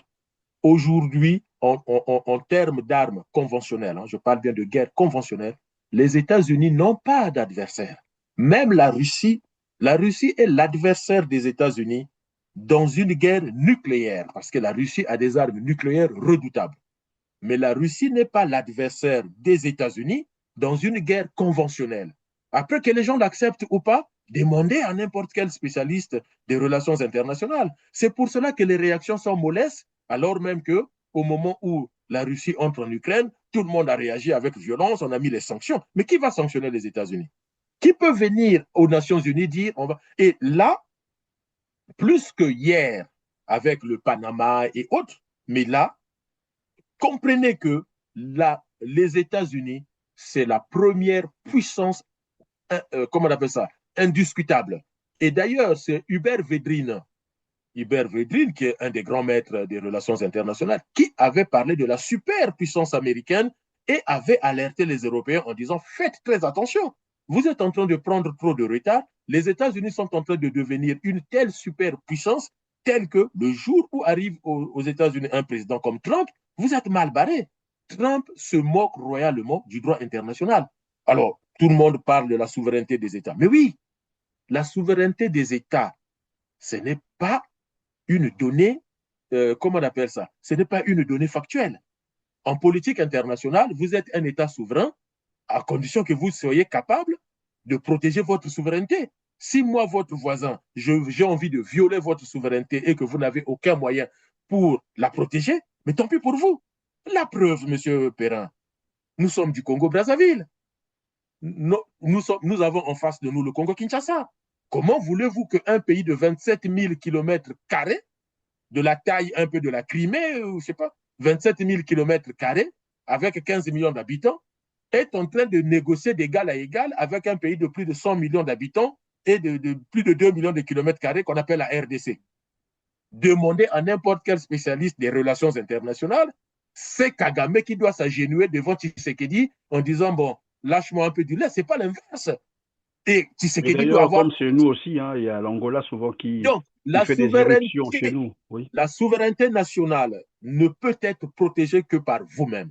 Si vous n'êtes pas capable de protéger votre souveraineté nationale, ne comptez pas sur les autres. Il y a tout de même une organisation internationale, l'ONU, qui je peux vous expliquer. Régulier L'ONU a été créée pour assurer la paix et la sécurité internationale. Ça, c'est article numéro 1, confirmation. L'ONU, c'est assurer la paix et la sécurité internationale. Mais très vite, l'ONU se trouve confrontée au conflit autour de ce qu'on appelle l'intérêt national. Mais écoutez le discours de Donald Trump. Il dit le pétrole du Venezuela, c'est pour nous. Mais il n'est pas en train de dire c'est pour nous les États-Unis seulement comme ça. C'est-à-dire que c'est pour nous parce que nous avons les moyens militaires, nous avons la force, comme disent les spécialistes de la théorie réaliste des relations internationales. Très tôt, un professeur comme Hans Morgenthau l'a dit dans, comment on appelle ça, The Struggle for Power and Peace, Politics Among Nations, il le démontre. Les réalistes, parmi lesquels les républicains, ils aiment utiliser la force. Et si vous n'êtes pas fort, eh ben, ils peuvent venir chez vous prendre. La France qui condamne, les Français qui condamnent. Mais les Français, ils n'ont pas colonisé l'Afrique. Qu'est-ce qui donnait le droit à la France de coloniser l'Afrique? Qu'est-ce qui pouvait donner le droit à la Grande-Bretagne de coloniser l'Afrique? Et puis, M. Perrin, mais n'allons pas loin. Les troupes françaises ne sont pas venues chercher l'Issouba. Mais écoutez, Jean Probst, Chirac, mon ami de 30 ans, lisez les mémoires de Probst. Probst vous explique comment, eux, au pouvoir en France, ils ont enlevé l'Issouba. Jacques Chirac lui-même explique comment ils ont débarqué Pascal Lissouba et comment il est allé féliciter l'armée angolaise avec Eduardo dos Santos de ce qu'ils ont fait pour aider Sassou à revenir au pouvoir. Pour vous dire les choses telles qu'elles sont, et tout à fait franchement, je me suis réjoui de l'intervention de l'Angola au Congo pour la raison simple, c'est que ce pays était en train de s'effondrer dans la guerre civile, de s'autodétruire, et que il était souhaitable que l'ordre revienne. Il y avait quelqu'un qui était capable de le faire revenir, c'était Denis Sassou Nguesso. Il lui fallait un soutien extérieur pour cela, pour un certain nombre de raisons. L'Angola le lui a apporté, la paix est revenue, le développement est reparti. Enfin, je veux dire, les conditions du développement reprennent. Cette ville qui est devenue martyre de Brazza commence à se relever et Denis Sassou Nguesso s'est engagé à mettre en œuvre le processus de démocratisation dans un délai maximum de 2 ans, ce qui est considéré par les autorités internationales comme quelque chose de bon, et par conséquent, voilà. Lorsque l'empereur Bokassa quitte le pouvoir en Centrafrique, le président qui le remplace, il est débarqué dans un avion transat français. Donc, quand vous dites que les condamnations sont mollesses, mais c'est normal. Parce que la Russie ne va pas trop condamner les États-Unis. Et d'ailleurs, Donald Trump a toujours voulu être dans des relations hégémoniques. Poutine convient à ce que Donald Trump veut. Ce que Donald Trump est en train de faire là, il aimerait que Poutine fasse la même chose en Europe et notamment en Ukraine. Ben, est-ce que ça veut dire que désormais, ils se sont partagés, voilà, ces puissances impérialistes, hein, se sont partagées finalement la terre pour dire, bon, encore en Afrique, je ne sais pas qui va dominer. Donc l'Asie pour la Chine, voilà, les Amériques pour Washington et l'Europe pour voilà, la Russie. Bon, encore que l'Europe, c'est quand même une puissance. Alors, faites ce que vous voulez, oui. Mais la première définition du système international, c'est que le système international est anarchique. Le droit international permet d'avoir un minimum d'ordre sur le plan international. L'ONU s'est très vite confrontée aux intérêts nationaux. Et le sujet principal en relations internationales, c'est the national interest, l'intérêt national. Et écoutez le secrétaire d'État américain, écoutez plutôt Donald Trump, il parle au nom de l'intérêt national. Et souvent, je vous ai toujours dit, lorsque vous entendez les Occidentaux parler, ils disent au nom de notre intérêt national, au nom de notre sécurité nationale, c'est fini. Vous êtes verrouillé. Est-ce que là, on n'entre pas dans une période de trouble où finalement, désormais, bon, c'est vrai que vous l'avez dit, hein, c'est un peu le rapport de force, mais là, c'est tellement flagrant que désormais, c'est la loi du plus fort, c'est la jungle. On repart là. Alors, d'où la réunion au Conseil de sécurité des Nations Unies. Mais est-ce que ce Conseil est encore crédible? En fait, alors, pardon? Est-ce que ce Conseil est encore crédible? Oui, il garde une certaine crédibilité. Comment on appelle ça? Les difficultés des Nations Unies, c'est que les Nations Unies, c'est une organisation internationale gouvernementale. C'est pas une organisation, c'est pas une ONG. Et donc, les Nations Unies, l'action des Nations Unies dépend de ce que les États membres veulent en faire, et notamment les 5 pays qui détiennent le droit de veto. Le secrétaire général des Nations Unies peut condamner un acte venant des États-Unis, mais il ne pourra pas engager une opération militaire. L'ONU n'a pas d'armée, l'ONU n'a pas de gouvernement, l'ONU n'a pas de justice, l'ONU n'a pas de police. Comment voulez-vous que l'ONU fasse autre chose alors que lorsqu'on crée l'ONU, c'est pour éviter ces situations-là. Mais ces situations se retrouvent vite confrontées aux intérêts nationaux des puissances. Et quand les puissants savent qu'ils peuvent obtenir quelque chose sans rendre compte à qui que ce soit, eh ben, ils le font. Moi, ce que je conseille à beaucoup d'États, c'est de se poser la question, moi, ce que je fais en interne, comment je construis une réalité politique, économique et sociale qui me protège des puissances pour que je ne sois pas attaqué. Vous allez voir, l'Ukraine s'est beaucoup fragilisée face à la Russie, mais c'est aussi des pays corrompus, c'est des pays mafieux. Je ne suis pas en train de pointer Zelensky, mais le système ukrainien. Et ça Non, mais fragilise, dernièrement, il y a ça d'ailleurs un fragilise dernier le pays. scandale là, de Regardez le corruption. nombre Voilà, de proches de Zelensky qui sont arrêtés pour la corruption. Et Maduro, pareil. La plupart des pays qui tombent comme ça, c'est à cause de ça. Mais un pays comme Taïwan, si on peut appeler ça pays, ça va être difficile. Pourquoi? Mais parce que Taïwan, c'est une démocratie. Taïwan est structuré. Taïwan est organisé. La Chine peut détruire Taïwan, mais l'occupation de Taïwan Oui, est mais difficile. c'est là où je disais, là, on entre dans une période très dangereuse parce que demain, la Chine peut annexer Taïwan. Ben, voilà, personne ne dira qu'écoutez, c'est mauvais ou C'est parce ça que le risque. là, on a Évidemment, c'est un vu risque. comment les États-Unis sont allés kidnapper un président en fonction. Hmm? Demain, c'est la Chine qui va. C'est une voie qu'on ouvre là à l'anarchie. C'est une voie qu'on ouvre et on voit très bien que Donald Trump a commis une erreur, mais qu'il est en train de corriger rapidement parce que, en fait, ce qui a sidéré, ce n'est pas seulement le kidnapping de Maduro. Ce qui sidère la communauté internationale, c'est le fait que Donald Trump puisse le dire de façon ouverte, simple, avec beaucoup de négligence, que c'est notre pétrole, ils ont volé notre pétrole, maintenant nous récupérons notre pétrole, c'est nous qui allons administrer le Venezuela, on va nommer des espèces de consuls, nos entreprises viendront exploiter pour construire, réparer les infrastructures et quand nous verrons que c'est bon, on pourra mettre un gouvernement de transition. Mais vous voyez qu'il ne fixe pas de calendrier clair, net et précis, il ne fixe pas le nombre d'années, ce qui fait qu'en fait, c'est surtout ça qui a sidéré. De En fait, dire, il a annoncé au monde entier, si je l'ai kidnappé, c'est parce que j'ai besoin de ce pétrole. Et ça n'a voilà. pas tardé, c'est la minute qui suivait. Mais est-ce Oui, oui, qu'on oui, peut, on peut mais c'est parler surtout là ça qui a de... fait peur aux populations, plutôt à la communauté internationale. Et aujourd'hui, il est en train de rétro-pédaler en essayant de voir un peu si c'est la vice-présidente. Maintenant, il a été clair, nous n'allons pas accepter quelqu'un qui ne va pas protéger nos intérêts. Voilà. Oui, mais après, ils vont se... Bon, encore que je ne sais pas ce que pensent les Vénézuéliens, mais là, ils risquent de rencontrer une résistance comme ça l'a été, vous vous souvenez, en Somalie, hein, ce que les Américains ont subi là-bas. Et s'ils se Alors, retrouvent devant un peuple comme ça sera encore beaucoup plus difficile. alors, si vous ne voulez pas être, si vous ne voulez pas être occupé par une puissance comme les États-Unis, qui reste néanmoins une puissance démocratique, il faut faire comme les Somaliens. Non, mais l'acte qu'ils viennent de poser là n'est pas démocratique. Je suis désolé. Hein. Ça, Non, non, je dis, pas si vous démocratique. voulez, si vous savez qu'est-ce qui se passe en Somalie? Euh, si vous avez regardé le film La chute du faucon La noir, chute du faucon noir. Mais oui, c'est inspiré voilà. de cet épisode. Alors, mais De cette regardez qu'est-ce qui histoire-là. se passe aux États-Unis. Aux États-Unis, l'opinion publique est très forte. Bill Clinton est au pouvoir. Et je crois l'opération, c'est Restore Hope or Restore Democracy. Alors, c'est toujours un rêve pour les Américains. Sauf que, qu'est-ce qui choque les Américains? Ce sont les hélicoptères au sol, abattus. Mais abattus par qui? Ce pas des Kalachnikov, abattus par des roquettes, des lance-roquettes, un armement semi-lourd qui peut détruire un hélicoptère. Qu'est-ce qui choque les Américains?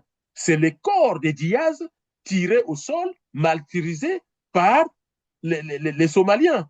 Et conclusion de course, qu'est-ce que l'opinion américaine dit à Bill Clinton? Bring our children home. Bring our soldiers home. Ramenez rapidement nos enfants à la maison. Eh bien, on leur a dit, monsieur, on décolle, on dégage.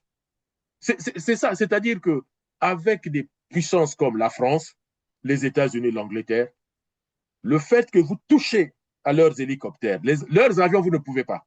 Parce que les Rafales, les F-16, ça vole très haut, ça vole très vite, qu'avec les armes que ces pays pauvres ont, Oui, ils ne peuvent pas. Mais par contre, si vous arrivez à détruire des hélicoptères et à faire prisonnier leurs soldats, là, vous avez quelque chose. Et comme les Somalis, je vais mettre entre griffes, ce n'est pas pour les qualifier, les groupes dans lesquels se sont retrouvés ces soldats-là, c'était des sauvages. Ils ont martyrisé les soldats, mais tout de suite, l'opinion a été frappée et on a dit, allez, on rentre. Et Donald Trump, qui doit avoir tout ça en tête, donc il a bien verrouillé son opération, de sorte qu'il n'y ait pas de victimes américaines. Et s'il y a une victime, on les récupère tous. Bon, mais peut-être qu'on le saura quand plus tard Obama parce va qu'on chercher a Ben entendu Laden, dire que l'opération a été menée avec succès. Il n'y a pas eu de mort. Il y a pas de... Bon, après, on va chercher à savoir. Le temps oui, nous dira mais parce que si réellement c'est vrai l'armée du tout ce qu'il dit. Venezuela Mais et bon, bref. Maduro ont laissé faire. Regardez Voilà. quand Obama va chercher Ben Laden. Mais moi, Ok. je suis quasiment sûr que Alors, l'armée Didier, on va donc pakistanaise. terminer parce que finalement, on a dépassé même le temps qui nous était imparti par la dernière question sur le droit international, l'avenir du droit international. Que vaut-il encore? Alors, le droit international est toujours nécessaire pour essayer de structurer le système international et surtout structurer les relations entre les États. Après, le droit international se heurte à la puissance de certains États. Parce que les États-Unis, par exemple, utilisent ce qu'on appelle l'extraterritorialité du droit américain. C'est-à-dire que les Américains peuvent aller arrêter quelqu'un un peu partout et puis imposer leurs règles. Mais moi, ce qui me préoccupe pour l'avenir, ce n'est pas seulement le droit international, mais c'est surtout quelles leçons les pays africains tirent de cette situation. En réalité, c'est quoi? Maduro pouvait croire peut-être que si les Américains viennent, les populations vont se soulever. Mais personne n'est sorti dans la rue, hein, sauf quelques Bon, peut-être fanatiques. qu'ils ont été surpris, mais ils ont commencé à sortir. Hein. On les voit là. Oui, mais c'est très peu par rapport à ce qu'on peut attendre. En fait, qu'est-ce qui se passe, M. Perrin? Si aujourd'hui, une puissance venait à arrêter Sassou, en fait, au nom de quoi on va le regretter? Les populations vont célébrer ça comme ils ont célébré avec les Koulouna là. Voilà. Alors, vous voyez, si une puissance arrête Sassou, qu'est-ce que les Congolais vont faire? Mais ils vont être contents, ils vont fêter.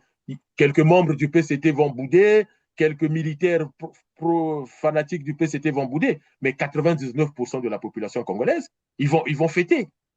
Voilà, c'est ça sera la libération pour eux. Voilà, et En donc, fait, c'est pour dire que pour les pays africains, attention, il faut travailler au progrès national, au développement économique, au fait que lorsque vous ne serez plus là en tant que président, que les populations disent non, là, on a à perdre quelque chose. En fait, dans la négociation pouvoir-population, qu'est-ce que j'ai à perdre? Vous voyez, qu'est-ce que j'ai à perdre? Or, quand vous avez un chef d'État qui travaille bien, vous avez l'eau et l'électricité, vous avez les emplois, vous avez l'énergie, le carburant et tout. Moi, je vous conseille de regarder les vidéos sur le Qatar. Le Qatar, c'est un peu comme le Congo. Au Qatar, l'État a tellement l'argent que même les familles pauvres, quand l'enfant a le bac, le pouvoir les envoie aux États-Unis dans les plus grandes universités du monde. Ce système-là, aucun Qatari n'a envie de le perdre, ce système. Donc, celui qui touche aux responsables du Qatar, le peuple risque de se soulever. Moi, j'ai vu des documentaires sur France Télévisions sur le Qatar. La journaliste dit à ce Qatari, mais vous êtes une famille riche. Il dit non, au Qatar, moi, je fais partie des familles pauvres. Mais regardez dans quoi il vit. Une journaliste française qui lui dit, mais vous êtes riche, il dit non, au Qatar, avoir ça, c'est être parmi les pauvres. Donc, voilà. c'est ça. Merci Didier Mouini-Volo, évidemment, nous parlions là donc de l'avenir du droit international, mais aussi surtout de l'ONU avec tout ce qui vient se passer. C'est quand même une violation du territoire, souveraineté territoriale. Là, c'est un acte de guerre, certains le disent. Bon, après, il faut dire que rien n'est parfait sur Terre, mais on travaille, ben voilà, la perfection pour faire que les choses aillent mieux. En tout cas, merci d'avoir été avec nous, Didier Mouini-Volo. Je vous laisse une seconde, juste une minute, si vous voulez bien, pour clôturer. Alors, pour clôturer, je vais dire deux choses. Sur le plan national, il faut que les Congolais comprennent que le PCT n'est pas le modèle pour permettre au pays d'avancer et Sassou c'est une perte de temps. Et par rapport à ce qui s'est passé au Venezuela, nous avons malgré tout besoin des Nations Unies, besoin de ce droit international, aussi imparfait soit-il. Il garantit quand même certaines choses. Et quand on voit que Donald Trump commence à reculer un peu, ça suppose aussi que les réactions ont été plutôt justes et qu'il comprend que voilà, il y a des limites. Mais par contre, chaque peuple devrait travailler à son progrès. Parce que quand vous êtes très, très, très pauvre, avec des pouvoirs corrompus et des pouvoirs qui sont dans la dictature, dans le gangstérisme, en fait, ces pouvoirs-là se mettent à la merci des puissances, soit-elles moyennes comme le Rwanda qui embête la RDC, ou des puissances comme la Russie et les États-Unis, d'un côté l'Ukraine et de l'autre le Venezuela, mais peut-être demain la Chine avec Taïwan. Mais ça, c'est la responsabilité nationale des dirigeants nationaux pour que ce genre d'événement n'arrive pas. Mais les puissances, eh ben, elles réagissent comme des puissances. Comme vous l'avez dit, les tigres ne se vantent pas de leur Voilà, tigritude, ils bondissent sur déclare la pas la proie. Et les tigritude. pays pauvres sont des proies pour les puissances. Et c'est bien dommage, et j'espère que ça sera corrigé. Mesdames, Messieurs, c'est la fin de cette émission. Merci Didier Moueni-Volo. Je rappelle que vous êtes Merci à vous. spécialiste des relations internationales, porte-parole du Congrès pour la Renaissance du Congo, le CRC. Grand merci d'avoir encore été avec nous sur R7. Merci. Je vous en prie. Mesdames, Messieurs, partagez cette émission, likez, cliquez sur le petit pouce et dites-nous en commentaire, donnez-nous votre opinion sur les deux volets qu'on vient de développer au cours de cette émission. On se dit au revoir et à très bientôt. Et surtout, merci de votre fidélité.